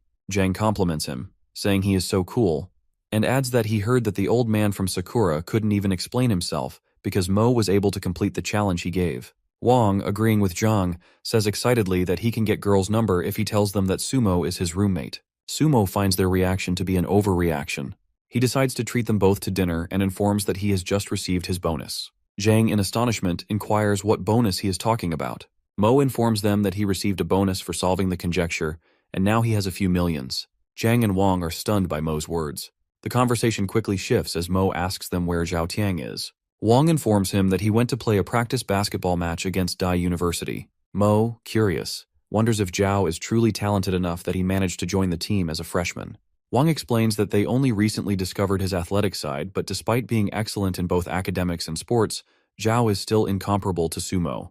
Zhang, eager to praise Mo, adds that Zhao is lucky to have Mo as his roommate. Mo, picking up his jacket, dismisses gossiping and orders them to come with him to watch Zhao's basketball game. After all, a practice match is still a match. The scene shifts to the basketball court, where the game is already underway. Zhao is playing, and he makes an impressive basket. Wang Fei, standing in the crowd, applauds loudly, shouting in excitement at how incredible Zhao's performance is. The audience around him, however, seems irritated when they listen his loud cheering. One of the cheerleaders approaches them and informs them that this is the side for Dai University's crowd, and Jing University's supporters are on the other side. Sumo quickly apologizes, explaining that it's his first time at the game. The girl's eyes widen as she realizes she is speaking to Sumo, the renowned academic hero. The girls start praising him and declares themselves as his fans. Meanwhile, the players on the court gets annoyed when they notice the girls' attention shifting towards Sumo. One of the player mutters, criticizing Jing University's audience, claiming that they lack sports enthusiasm, which is why someone like Sumo is needed to liven up the crowd. While saying this, he charges towards Zhao Tiang, dribbling the ball. Without warning, he elbows Zhao in the chest, causing Zhao to lose his balance and fall hard onto the floor. All the players run towards Zhao in worry, asking if he is all right. Sumo, visibly upset, freaks out that the move is a charging foul. The player from the other team snaps back, telling Sumo not to speak about the game if doesn't know how to play. He adds that basketball is a physical sport, and it is normal for the players to bump into each other. He suggests that if Sumo prefers a softer game, he can teach them too. One of the players from Zhao's team steps in, stating that making random substitutions is against the rules. The player from the opposing team argues back, claiming that this is just practice and there are no rules for it. He says with a smirk that if Mo isn't happy with how things are going, he should just join the match himself, and if he doesn't know how to play, he can stay quiet. Meanwhile, Sumo takes Zhao Tiang out of the basketball court. Zhao Tiang looks at him worriedly and tells him not to pay attention to what the opposing player is saying. Sumo stops, turns around, and faces towards the opposing team player. With wrath in his tone, he says he is ready to play and show his sportsmanship. Concerned, Zhao Tiang warns Sumo not to fall into their trap. The opposing team players, brimming with confidence, taunts him, saying they are eager to see how Mo plays. With self-assurance, Mo tells them to cut the crap, and he will show them how to play with a score 100-0. The next scene takes us to Jing University's basketball court, where Sumo confidently declares that he is going to win by 100 points. Upon hearing this bold claim, the guy from the other team utters that he must be out of his mind, but he is left astonished when our boy manages to snatch the basketball from him in a blink of an eye and runs to dunk it in the basket. While the opponent team member panics, yelling at his team members to stop him, Sumo seems unstoppable, and at the very next moment, he dunks the ball in the basket, leaving the crowd in awe. As soon as the player assures him that it's not going to happen again, Mo again takes the ball from him, making his jaw drop as our boy takes the shot and makes another goal. The scoreboard reveals that Jing University is leading with 39 points, while the other team from Nan University trails behind with 34 points. The captain of the Nan University, visibly frustrated, yells at his teammates, and the players can't hide the fact that Sumo is pretty good at the game. The captain is pissed at him as he mutters that it's bullshit, instructing his team to stop from shooting three-pointers as he won't play physically. With a deadly look in the captain's eye, he tells his team it's okay to play dirty. After that, the players make an attempt to Sumo and asks them if they're trying to stop him. But it seemed like our boy is exceptional at the game as he slams the ball in the basket once again. While Sumo confidently questions if they can really stop him, the other team is panicked as they are unable to stop Sumo because he's too fast and they don't even have opening for tricks. The captain of the Nan University is helpless that he can't even play dirty. He requests his team to avoid Sumo's defense completely and focus on scoring. A player makes the move to make a goal. In a flash, Sumo yanks the ball out of his hands and effortlessly dunks it, leaving him astounded. The captain instructs the members not to penetrate his defense as he is good in stealing and urges them to score. A player confides that Sumo is able to guard 3 players by himself, making it really difficult for them to score. Infuriated, the captain lashes out at them, calling them bastards for losing the game to a nerd. As the game progresses, all the players sit on the floor getting extremely exhausted by the game, while Sumo's energy remains unshaken. As our boy glances at the scoreboard, he notices that Jing University is on 159 points while Nan University still at 57. He immediately perceives that they are 102 points ahead. The scene starts with Sumo dunking the ball in basket. The scorekeeper girl blows her whistle, signaling the end of the game. The girl announces 159-59 Jing University wins. The crowd erupts in thunderous cheers for Sumo. Wang Fei and Zhang beams with joy to witness the match. Zhao compliments Sumo as incredible. Sumo strides confidently towards the caption of opposite team.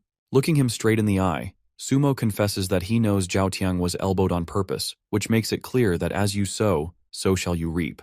Witnessing the entire game, the cheerleader squad gets stunned at his amazing performance throughout the game. One by one, they begin to swoon over him, admiring how he single-handedly led his team to victory. As Sumo turns to walk away, one of the cheerleader girls comes at him. Sumo urges not to defend their captain. Instead, she hands over her booklet, asking Sumo for his autograph. Before Sumo could respond, the rest of the cheerleading squad rushes towards him, each holding their booklets and clamoring for his autograph. The girls start arguing over who should go first, their voices overlapping in a chaotic frenzy. Caught off guard, Sumo gets nervous, so he escapes through the girls' crowd. Meanwhile, the dorm boys watching this gets proud on how charming Sumo has become. The next scene unfolds in Dai University's literature department.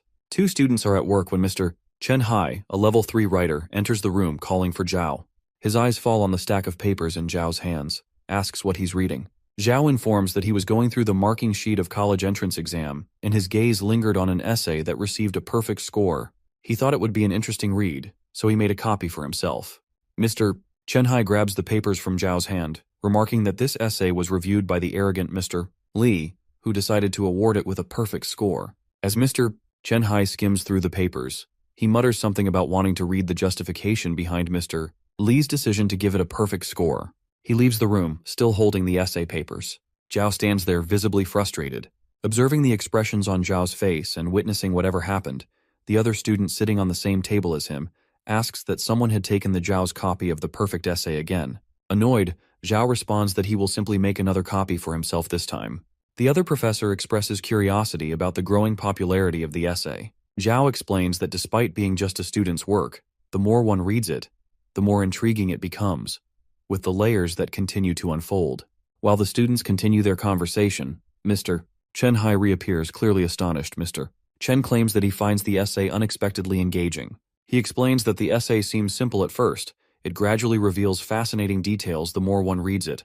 Zhao, who favors Mr. Li's judgment, remarks that it must be fair of him to award the essay a perfect score. Mr. Chen Hai, still in amazement, insists that the essay is not just high school level perfect. The student who wrote it, he suggests, could be considered as a level 1 writer. With a sense of admiration, Mr. Chen Hai announces that he plans to share the essay with the Writers Association, as rare talents like these should be highlighted. He leaves the room, still in awe of the work. Zhao, unable to hide his resentment, mutters that Sumo will gain even more fame from this. When asked by the other student, he explains that Sumo is already a level 1 scientist, and with this essay, he will also become a level 1 writer. In the next scene, it becomes clear that the social media is flooding by Sumo's remarkable achievements. The tweets are pouring in about his last basketball game, his tackle of the BYD and XE conjecture, and his entrance exam essay. One tweet reveals that Sumo made an addition to his achievements, earning him the title of Level 1 Literary Writer. Someone also exposes his real Weibo account. Enthusiasm spreads quickly as everyone was eager to have conversations with him. The next scene takes place in the male dorm number 403. Our boy wakes up as his alarm rings at 7 a.m. As he unlocks his phone, he gets stupefied watching 97,000 messages flooding in. Stunned, he sits there, trying to process it all, when suddenly, the system girl appears, congratulating Mo for surpassing over 20 million fans and completing the hidden mission which was to become famous. In disbelief, the system girl praises Mo for completing the hidden mission with such potential, expressing that she didn't expected this from him. Mo, unaware, asks in confusion if gaining followers counts as completing a mission. Without thinking, he asks how gaining popularity relates to a learning system. Wrath in her tone, the system girl shrieks at Mo that life is a learning process too, and communication is also a skill to be learned. Noticing her anger, Mo quickly agrees with her, and then asks about his reward for completing the mission. The system girl, now irritated, explains that she was supposed to inform him about the mission, but since he triggered her, she tells him to figure it out on his own. Mo tries to convince her to tell him the reward, but she storms off in frustration. Determined, Mo decides to check the reward for himself. On the screen before him, he taps the option labeled Become Famous, only to be shocked by what he sees next. He witnesses that the mission has multiple levels. Level 1 is complete and Level 2 is still in process. While using his phone, he starts to contemplate if the remaining level is tied to the number of fans he has. Confident, he believes he can complete the remaining level on his own. His attention shifts to one of the tweets he received, which reads, Come and save these idiots at the brain contest. Mo frowns, puzzled. What exactly a brain contest is? The Brain Contest, an international variety competition. More than 10 countries from around the world gather to showcase their talents across various intellectual principles. Each participant competes individually, testing their abilities and knowledge. The event is a major platform for global talents. The teams included in the last contest were China, Lighthouse Country, Cherry Blossom Country, Eagle Country, and Witch Country. After the scores were tallied, the Lighthouse Country secured first place. This victory led to some mocking from Lighthouse Country, particularly aimed at China, which had performed poorly. The mockery from Lighthouse only fueled the anger in China, setting stage for a fierce rivalry. Now China is determined to regain its pride and take revenge on Lighthouse Country. Lighthouse Country is also ready to compete. The stakes are higher than ever and both the countries are preparing to win this time. The next scene begins in the cafeteria where the girl sitting in front of Sumo was eagerly informs him about the brain contest. She shares how the entire country is pinning their hopes on Mo to bring them victory and show Lighthouse Country that they've got the real talent. Mo, uninterested, dismisses it as just another crappy variety show. He sips his drink and nonchalantly tells the girl that he is uninterested. The girl, undeterred, slides the tab near him and urges to watch the video. Mo, having zero interest in the video, still plays it. The video is an interview featuring a spokesman from Lighthouse Country. The person in the interview shows confidence, declaring their goal is to defend. The interviewer states about the genius in China, Sumo, could pose a significant challenge. The spokesman immediately dismisses the idea. He argues that it is nearly impossible for an 18-year-old to be a level 1 scientist and level 1 writer. His words are met with applause from audience. He then tells about the superiority of Lighthouse students and firmly states that this time too, they will win without a doubt. Ending his debate, the spokesman he bets challenges our boy directly, claiming that the Chinese genius Sumo will never compete. He suggests that Mo's refusal will serve as an excuse for China to continue being boastful. The audience applauds again.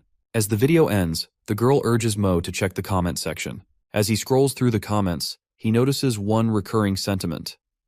The one who commit crimes against China must be slaughtered. Mo pauses, deep in thought. He realizes that this might be the perfect opportunity to complete the second level of his mission. With a determined look, he turns to the girl and announces that he is ready to participate. The scene is from outside the Jing University. Two girls, both from the same university, are discussing about Sumo's decision to participate in the brain contest. They express their excitement, hoping that he will win. Sumo and Juxi are walking nearby when they overhear the conversation. Juxi proudly tells Mo that he has become famous. But then her tone shifts to anger as she scolds him for not informing her about the contest. Noticing Mo's guilty expressions, Juxi immediately clarifies that she was joking. She then points out that Mo has also gained anti-fans. Showing him her phone, she reads aloud some of the comments criticizing him. The comments mock Mo, suggesting that he is not as talented as people think, and that the hype around him is exaggerated. Juxi turns her phone off and looks at Mo with her eyes full of hope, urging him to do his best. Mo, filled with pride, promises to bring home the champion cup for her. Juxi giggles and tells him she believes him. Together they walk away. The next scene takes place in Brain King program office. A man sits at a table smoking a cigarette, looking weary. His assistant enters the room and informs him that their last sponsor has pulled out. The man reacts angrily, exclaiming that they had even offered them the naming rights, and yet they are leaving. He calls the situation absurd. The assistant nervously asks what their next step should be, since they have no money left. The scene shifts to a flashback, where three men are having conversation about the program. The bald man tells them that the viewers' rate for the show aren't good, and suggests they find more cost-effective advertisements for the show. The man with glasses adds that their team lost the last time, and sponsoring this kind of program will have a negative effect on their brand. Returning to the present, the man contemplates the situation. Their team lost the previous national competition, and now competitors are being mocked by the country's anti-fans. This could discourage future participants due to the fear of being trolled. The assistant hesitates before sharing more news. The man, frustrated, urges him to speak quickly. The assistant informs that Sumo is willing to join their team. The man, still exasperated, dismisses Sumo's offer, believing it won't help their situation. He points out that even if Sumo advances to the international competition and round 1, it's the total score that matters, not his fame. However, there's a noticeable shift in the man's expressions as he realizes something. He mutters that Sumo's fame could bring much-needed popularity to their show. The assistant, concerned, asks what will happen if Sumo gets eliminated in the auditions. The man, now appearing to have a plan, replies that he should use Sumo's popularity to attract sponsors and increase the show's visibility, then worry about the competition later. The next scene transitions to boys' dorm room number 403. John brings his notebook to Mo's table, asking him to explain the question. Wang Fei, in a dismissive tone, tells Zhang to stop disturbing Boss Su. Zhang insists that this will be a practice for Boss to explain the questions no matter how simplest the question is. Wang Fei, still annoyed, reminds him that tomorrow is the audition day. Mo informs them that the program team called to tell him that he doesn't need to audition, and he is already promoted to preliminary rounds. Both Zhang and Wang Fei get astonished by his immediate promotion. They praise Mo, marveling at how the program director must have recognized his ability. Zhang notices Zhao Tiang using his phone and asks him if he is pretending to use his phone. Zhao tells that he is looking through the hot searches and notices that Mo is the only one promoted to the preliminary rounds without needing an audition. Zhao informs the group that Mo has gained anti-fans who are actively trying to embarrass him. He then exclaims that he feels like someone is orchestrating all of this behind the scenes. Zhang responds, suggesting it will be beneficial if someone were pulling the strings. Zhao, visibly concerned, points out that if Mo fails, the Knightsons will be furious. With self-assurance, Mo urges the boys to have confidence in him. Adding up, he mentions a quote, "In the face of absolute talent, everything in nothing." 3 days later, it's the day for the Brain King debate competition preliminary round. The crowd is electric with excitement as the host, Jiang Chang, welcomes everyone. She informs the audience that 100 competitors have made it to the preliminary round from 1,000 to 10,000s of applicants. Zhang then introduces the competitors and explains the format. They must answer the questions simultaneously, and only the first 10 participants to answer correctly will earn points and move forward as true competitors. These top 10 will represent the country in international competition. Jiang Chang calls all the participants onto the stage. When Zhang and Wang from the audience spot Sumo, they wave at him, calling out to him as boss. Sumo waves back, at which the girl sitting in front of Zhang and Wang thinks he's waving at her, becoming thrilled at the thought of his smile. Zhao Tiang, sitting behind Wang Fei, is impressed by how many supporters their boss has. As all the participants intake their positions, Zhang gives the countdown, and the competition begins. The first question appears on the screen. Pictures from which the participants have to identify the one that is different from the rest. Zhang is taken aback, commenting that he didn't expected these types of questions to be included in the competition. Wang Fei laughs at one contestant who looks utterly confused while studying the screen. Zhao Tiang mentions having heard of a technique called 3D eye. He explains that by overlapping the left and right images with your eyes, the difference between them will become apparent. By adjusting your view vertically and horizontally, the distinct image will reveal itself more quickly. Wang Fei notices Sumo's baffled expressions while looking at the screen and realizes that Sumo is unfamiliar with the 3D eye method. The scene transitions to the backstage, where the program leader is monitoring the live feed of the front stage. The assistant enters the room, informing the leader that the hot searches have been manipulated to trend on the internet. The top search headline reads, "China's top genius can't even pass the preliminary round." The leader plans to use this controversy to spark outrage, hoping to generate publicity and attract sponsors towards his program. The leader then exclaims that he had designed the questions without any emphasis on mathematics. While Sumo may be genius, the leader muses, he isn't so extraordinary that... The leader notices Sumo's change of behavior. Sumo confidently clicks on the buzzer. The host immediately announces that only 10 seconds have been passed since the picture was shown, yet Sumo has already buzzed in to answer. After a brief pause, Zhang announces in disbelief that Sumo's answer is correct. The audience is shocked. Zhang, astounded, shouts that he didn't even finish looking at all the 100 pictures. Zhao, turning to Sumo, remarks that he always knew Boss was a genius, but didn't realize he was this overpowered. Meanwhile, Sumo reflects on his last reward, the supervision power. It proves to be incredibly powerful and advantageous for him. One by one, Sumo answers 7 questions correctly in a row.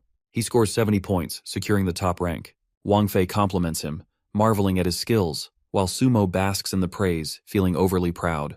Meanwhile, the leader still watching the screen from front stage, his fury mounting as our boy continued to excel. His carefully led conspiracy is falling apart. He had assumed Sumo was merely a mathematical genius, so he intentionally included the intelligence questions to trip him up. Yet, to his astonishment and frustration at the same time, Sumo proves to be an all-around genius. The leader's assistant enters the room, looking nervous, and reports that the situation is really strange. The leader snaps at him, saying that he can see it himself. The assistant hesitates before explaining further. Facing the phone screen towards the leader, he elaborates that the online reviews are unusual. The leader grabs the phone and starts scrolling through the comment section. The screen is filled with negative feedback, accusing the program team of rigging the game and changing the questions on purpose so Sumo could easily answer them. The assistant nervously suggests hiring a hype team to boost the show's popularity and ratings. The leader explodes with anger, furious that instead of targeting Sumo, the assistant's actions are sabotaging their own program. The next scene then flashes back to 12 hours earlier, where we got to know that the assistant did a strong PR company, but what they didn't anticipate was in just a few short hours, it already hired many people. The worker seems to be impressed by Sumo and says that the target does not seem to have anything bad about him. Listening to this, the head reminds him that he has been working as an anti-fan for 2 years, inciting war, flaming people so he doesn't need to know anything bad about them, and clarifies him to get done with the work and tear them apart. After that, the team gets to work, and there seems to be an error in the communication that is flaming the program team, instead of insulting Sumo. The scene then takes us to Sumo, who appears to be answering all the questions correctly, and takes the first place in the scoreboard with a total of 150 points. On the other hand, Wang Fei and Zhang cheers up for Sumo and makes fun of the second competitor, whose score was 104 points at this point. At that moment, Zhao Tiang lets out that the boy who's second in scoreboard looks kind of familiar, and realizes that he's Song Li Xin, who's also a big genius. Wang, who was cheering for his boss Sumo, asks about Li Xin, and that's when Zhao reveals that he was the third-place winner of the last Brain King competition, and his power is almost equal to the first-place winner. Upon hearing this, Wang is left astounded when he realizes that Mo has surpassed Song by almost half his points, concluding that Sumo really is the country's most intelligent person. The scene begins backstage, where the screen showing Sumo is still on. The leader yells at his assistant to call the PR company immediately and have them remove all the negative comments circulating online. The assistant quickly runs out, shouting over his shoulder that he'll handle it. Left alone, the leader slumps into the chair, hopeless and overwhelmed. He knows he doesn't have the budget to hire the PR company, much less book a paper venue, and this entire fiasco is bound to jeopardize his career. He begins reflecting on his first day in the television business, but his thoughts are abruptly interrupted when the assistant bursts back into the room, visibly thrilled. The leader glares at him, frustrated that he can't even take a moment to reminisce. The assistant eagerly faces the phone towards him and explains that someone contacted them offering to sponsor the program. The leader, still exasperated, demands clarification. The assistant repeats, this time adding that the sponsor wants Sumo to be the main mascot of our program. Without hesitation, the leader orders him to accept the offer. The scene shifts to the front stage, where the competition is concluding.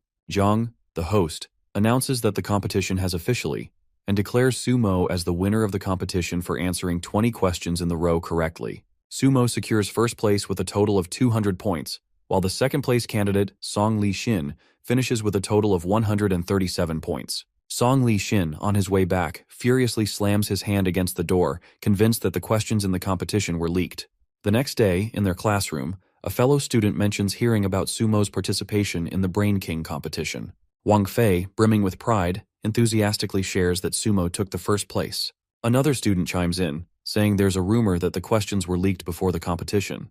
Zhang dismisses this as nonsense, elaborating that Sumo is always with them in the dorm, so they would have known if this were true. Juxi giggles softly, admiring Mo, when she gets wind of the conversation between two boys who are talking about Sumo's exceptional talent and how, even as a freshman, he might not need to attend classes anymore. Just then, Xu Hongchai enters the classroom and sits beside Juxi, greeting her casually. Juxi nervously responds while Zhang, visibly furious, informs the student that the seat is already taken. Xu Hongkai smirks and replies sarcastically that there's no name mentioned on the seat. Zhang gets steamed at his reply, but before he can escalate, Su Mo steps in, placing a calming hand on Zhang's shoulder and greeting him. The entire class turns their attention to Sumo, curious to see him attending class, since most know he doesn't need to be here. Concerned, Sumo notices Juxi's discomfort and gently asks if something is bothering her. She calmly suggests they move to the back and sit together, as usual. Gathering her belongings, she led Sumo to the back row. As they settle in, the rest of the class erupts in laughter, leaving Xu Hongchai humiliated and seething with anger. Moments later, the teacher enters and announces that this is the first class of the foreign language module. She informs the students that their first task is to understand their future professions. The atmosphere in the room shifts, and the lesson begins. Sumo, concerned, scribbles a note on a piece of paper asking Juxi to share whatever is troubling her. Meanwhile, the teacher continues her lecture at the front of the classroom. Juxi replies back on the paper informing him that nothing is wrong. The teacher explains to the class that although the field of foreign languages is not as complicated as physics or mathematics, it is a profound field of knowledge that offers numerous opportunities, such as becoming a simultaneous translator, or even a foreign relation diplomat. While the teacher continues speaking, Sumo remain engrossed in writing on the paper. Suddenly, the teacher announces an exercise and instructs the students to translate a passage she writes on the board. Picking up a piece of chalk, she writes a Chinese passage. Xu Hongkai eagerly raises his hand, volunteering to translate the passage. Zhang and Wang, still furious at him for what he did, exchange annoyed glances as Xu Hongkai stands up and make his way to the board. While walking, he sneers inwardly, convinced that even if Sumo is considered China's top genius, he is no match for him in the foreign language module. Xu Hongkai completes his translation and steps back. The teacher examines it and comments that while his work isn't entirely wrong, it still lacks precision. She assures that mastering such skills will come with time, as they have 4 years to refine their abilities. Dismissing Xu Hongkai, she asks him to go back on his chair. The teacher then turns to Sumo, calling on him to translate the passage. Caught off guard, Sumo looks at the teacher in confusion and asks what translation she means. He adds that he wasn't paying attention and needs clarification on which language she wants it translated into. Li Xin perceives that Sumo is faking his knowledge of translation to provoke the teacher. The teacher, visibly irritated, glares at Sumo and sharply instructs him to come to the board. She challenges him to write as many languages as he knows. Sumo walks to the front confidently. The teacher hands over the piece of chalk to him. He pauses for a moment, staring at the blank board. Meanwhile, Xu Hongkai chuckles slowly at him that Sumo's fake knowledge will be exposed. Breaking the silence, Sumo turns his face towards the teacher and remarks that the empty space on the board will not be able to hold up all the languages he knows. The teacher, unimpressed, instructs him to write as much as the board can accommodate. From the back of the classroom, Zhang whispers sarcastically to Wang that the teacher seems to explode in anger. The rest of the class begins to make fun of Sumo. One of them starts recording on their phone, calling it a historical moment, while Xu Hongkai whispers in delight, expecting Sumo to embarrass himself. Sumo begins to write same passage in multiple languages. Student, who was recording the scene, gasps, claiming in disbelief that Sumo has already written it in over 20 languages. Another student, stunned, asks if he is using any devices. The first replies in awe that Sumo isn't using anything but his own knowledge. The teacher, astounded, slowly takes off her glasses.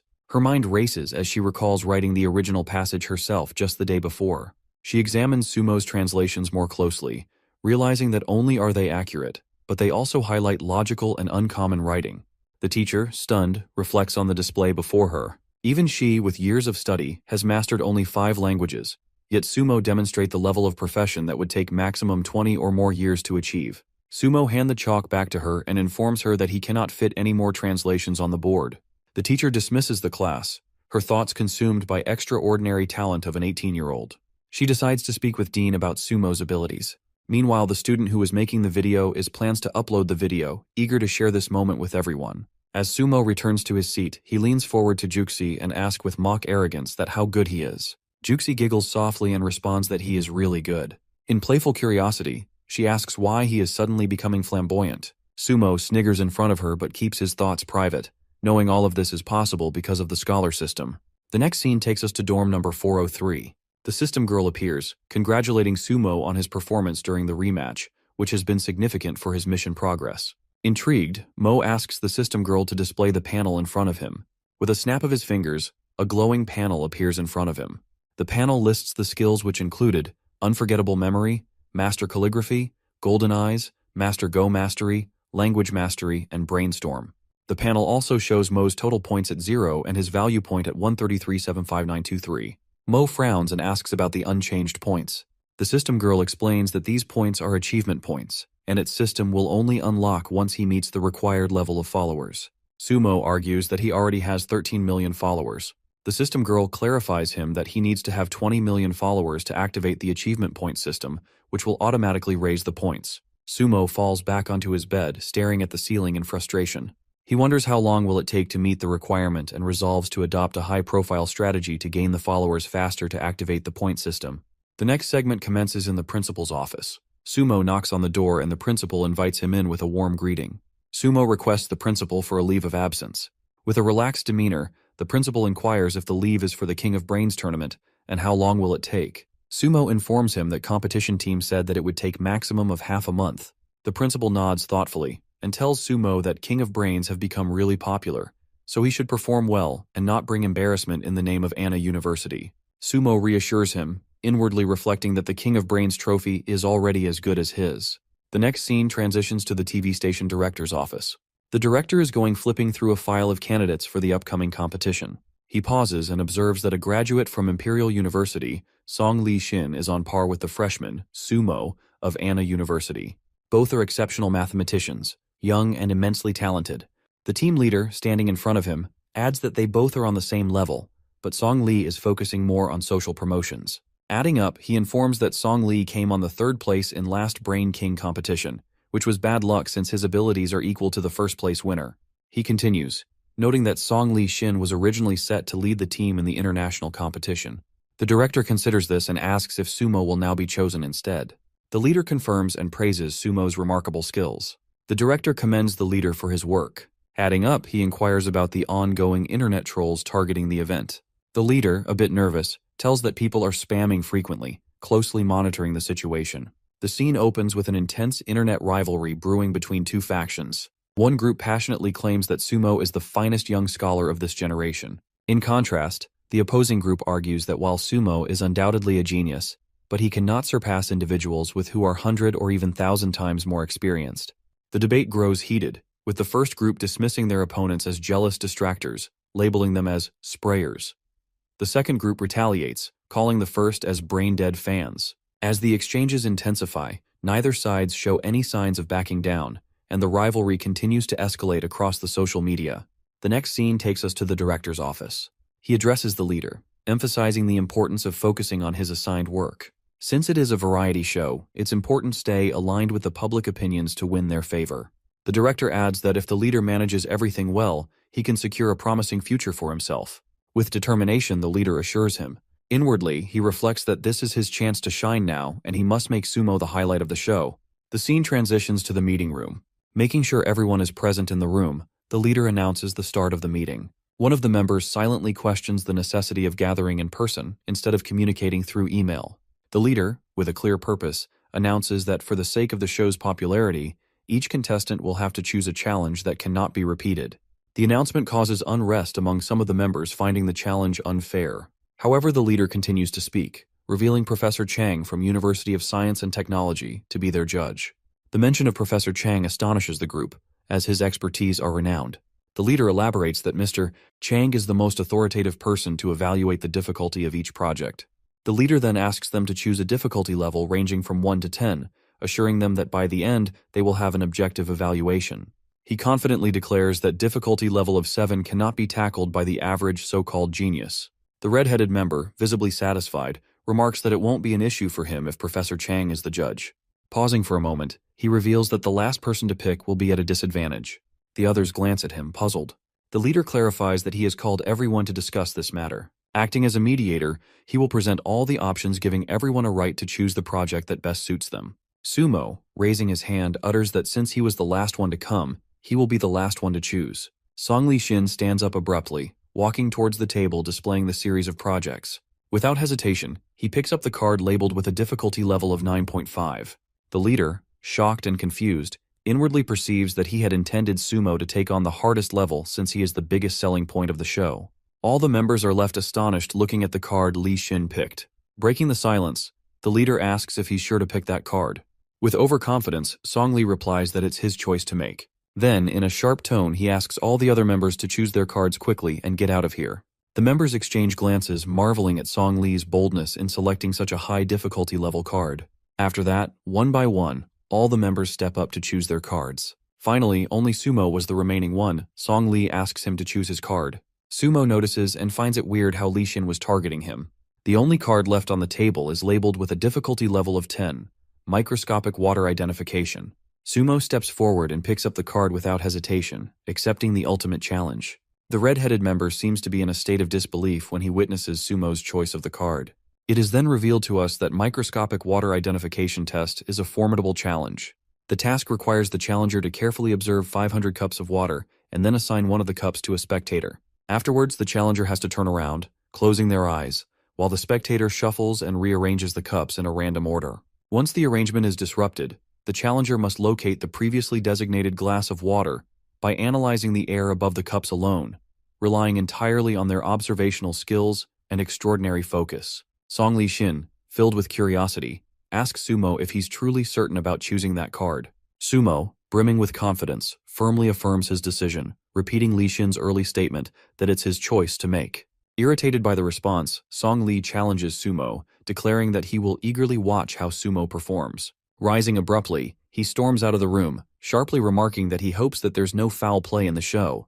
The remaining members start murmuring, criticizing Song Lee and Sumo, labeling their behavior as mean and arrogant, predicting their failure in the competition. Sumo, visibly annoyed, asks why his choice is creating an uproar among others. The leader explains that these contestants are from Imperial University. Their last competition was Lu Jiao from Anna University, a formidable opponent. They never expected to face another challenger from Anna University, let alone a freshman with extraordinary potential. The leader continues, pointing out that tension arises from the academic rivalry between faction, which naturally made Sumo a target of their frustration. Sumo expresses his disappointment at how these scientists waste their energy on such petty rivalries. The next scene brings the latest news about King of Brains competition to light. The first piece of news, posted on 28th of November, reveals that all the contestants thinks of Sumo to be arrogant. The second update, posted on 29th of November, speculates that Sumo's performance has raised suspicions about missing questions in the competition. A microblog post on 30th October criticizes the crowd cheering for Sumo, calling them crazy. A Weibo comment advises to wait until the competition day, when everything will come to its revealing naturally. It is now November 1st, the day for domestic finals for the King of Brains competition. The host greets the audience warmly, welcoming to the highly anticipated show. She introduces Professor Zhang, who will serve as the judge for the competition. Giving a brief introduction, the host highlights Professor Zhang's impressive expertise. He is the youngest expert in the field of brain research, and his papers have been unanimously recognized by the academic community, both nationally and internationally. Professor Zhang takes the stage, declaring that science is the only criterion for him to make any judgments. Backstage, the leader watches the live show, his face revealing nervousness. Sensing this, the assistant expresses concern and asks if something's wrong. The leader reflects inwardly on Sumo, that his future is in our boy's hands now. The scene transitions to the leader's office, where Sumo is sitting in front of him. The leader tells Sumo, since everyone has left, it's time for the arrangements. He asks if Sumo will act as the audience's trustee, or if he should handle the matter on his own. Sumo, visibly confused, questions what is he talking about. The leader presses further, asking him if he wants to take on the challenge all by himself. Sumo grows visibly exasperated, and the leader repeats his question, sensing his frustration. Finally, Sumo responds in an imposing tone, clearly raged, declaring that if any falsifications are involved, he will simply quit the competition. The leader grasps, pointing to Sumo, and warns him not to ruin his career. The scene transitions to the venue where the competition is underway. Professor Zhang announces that the red-headed contestant's performance was good enough to score a 9 based on execution, but keeping up with the difficulty, he can only score him 54. The host adds that this score does place the contestant in top 5 ranking. The host then announces the next contestant, Song Lee Shin, introducing him as the seed of the competition. She highlights that his chosen project is face recognition and its difficulty level is 9.5. Before Song Lee begins, she engages Professor Zhang in a discussion.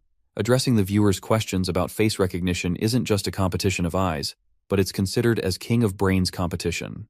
The judge explains that face recognition is not merely a test of eyesight, but a comprehensive challenge that requires exceptional skills like brain power, calculation, memory, image process skills, and so on. He further adds that some people can recognize spatial distances faster than others. Some people are faster in recognizing the height of sound. These are all examples of brain powers.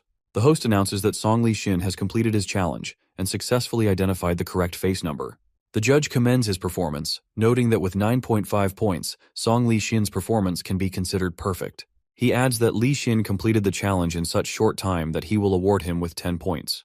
The host calculates the scores and announces Song Lee Shin's total as 95 points, the highest score till now. She invites audience to give him a round of applause. Next, the host introduces the next contestant, Sumo.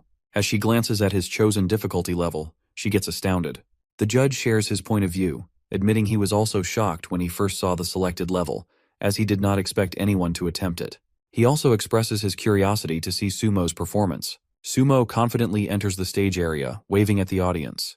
Addressing the crowd, the host announces that she will select a volunteer. Numerous hands rise from the audience, and she eventually chooses a young man who eagerly steps up to the stage. She explains to the audience that a question with a 10-point difficulty is the ceiling power of human brain power. She adds that everyone must wait and watch whether Sumo can complete this challenge. The scene switches to Studio 2, where the other contestants are watching the screen from the competition. One contestant, smirking, questions Song Lee if he was the one to arrange the audience to insult Sumo. Song Lee Shin replies dismissively, stating that his only concern is ensuring there's no cheating in the competition. He mentions that he personally inspected the props earlier, which seemed fine to him. He contemplates that even if Sumo has any tricks, it might involve techniques like false focus to detect a difference. He assures himself that as long as audience is not a trustee, Sumo will get embarrassed automatically. The member standing beside him remarks that unless someone cheats, no one will complete a project like this because true competition always relies on hard power. Arrogantly, Li Xin says, pointing at Mo, "What power a clown that even the math department is afraid to choose can have." The scene shifts back to the competition hall, where Sumo stands before a table filled with glasses of water. The volunteer analyzes that there's no mark on any glass that will make it different from others. The volunteer selects a glass of water, which Sumo closely examines, holding it up to observe it in detail. The audience is watching him with full concentration, curious to evaluate if he can achieve the impossible. The host asks Sumo if he is ready to begin the challenge. Sumo confidently confirms that he is. He puts on a blindfold and turns around as the volunteer changes the position of the chosen glass. While this happens, the host engages with the judge, asking him the probability of success for Sumo. Professor Zhang claims that he is unaware of the exact probability, but he believes that this project has reached the limit of human ability. Sumo removes his blindfold and begins carefully examining the glasses kept on the table. The professor continues to speak, estimating probability of success is not more than 1%. Sumo silently focuses on one glass, carefully analyzing it. The host remarks in disbelief that Professor Zhang seems so doubtful of Sumo. He replies, explaining that he is sticking to the scientific reasoning. Finally, Sumo points on a glass of water with his index finger, asking, "Was this the glass you gave me earlier?" The host reacts with astonishment, exclaiming that Sumo made his decision in less than 2 minutes. She asks if he is absolutely sure about his choice. Sumo confirms confidently, standing by his answer. The host, in disbelief, announced that Sumo has identified the correct glass. She urges the audience to applaud for his performance. Sumo waves his hands out in the air, radiating pride. Meanwhile, back in Studio 2, Song Li jumps to his feet, shrieking in shock that how is this possible? The other contestant, in disbelief, asks if this was cheating.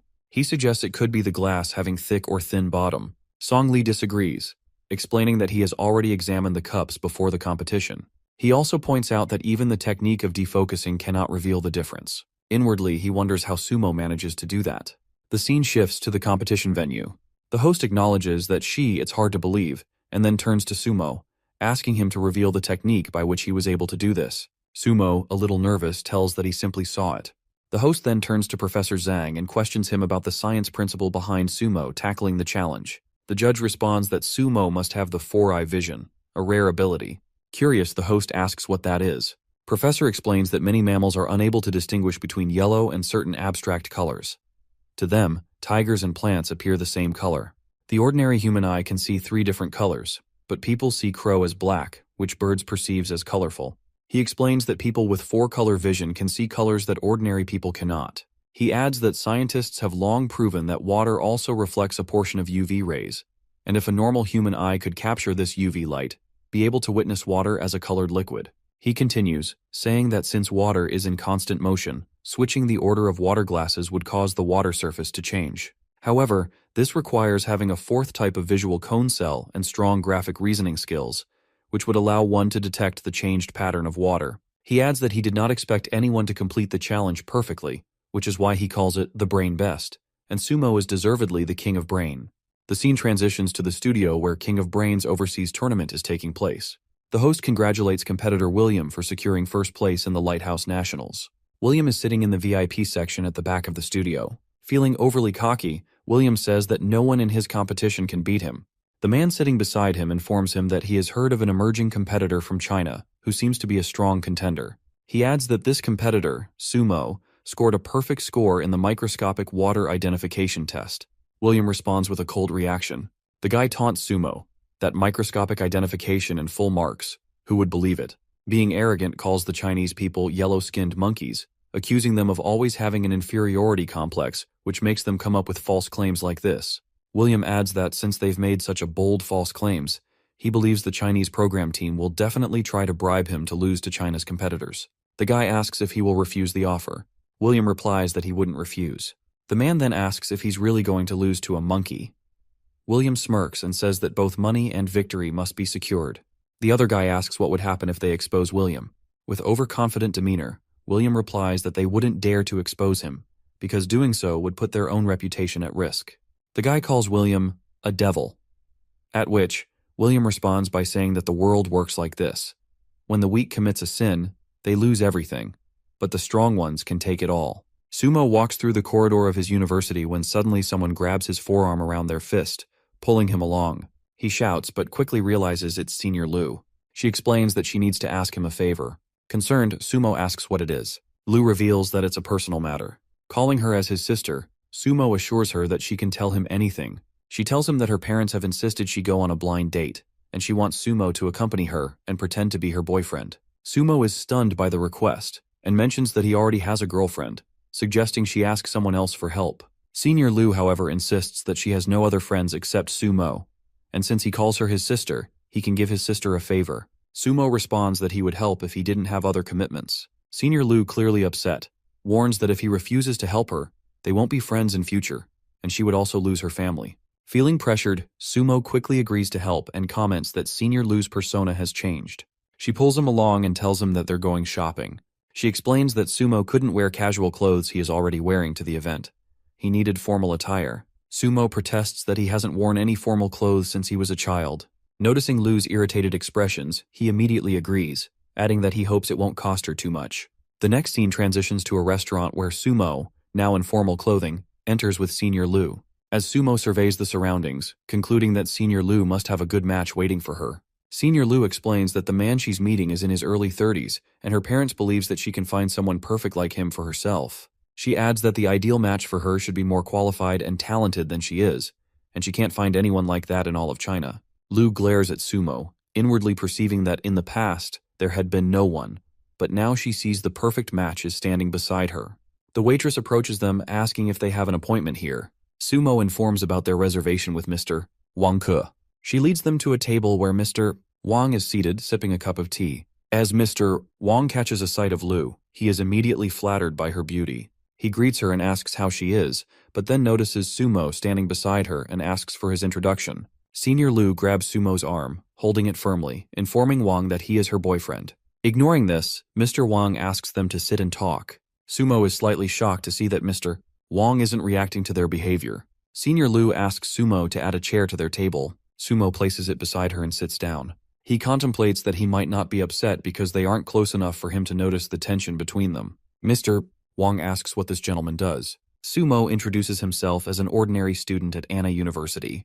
He mentions that he doesn't belong from a rich family but is definitely handsome than Wang. Sumo then taunts Wang that he is already younger than him since Wang will be turning 40 plus this year.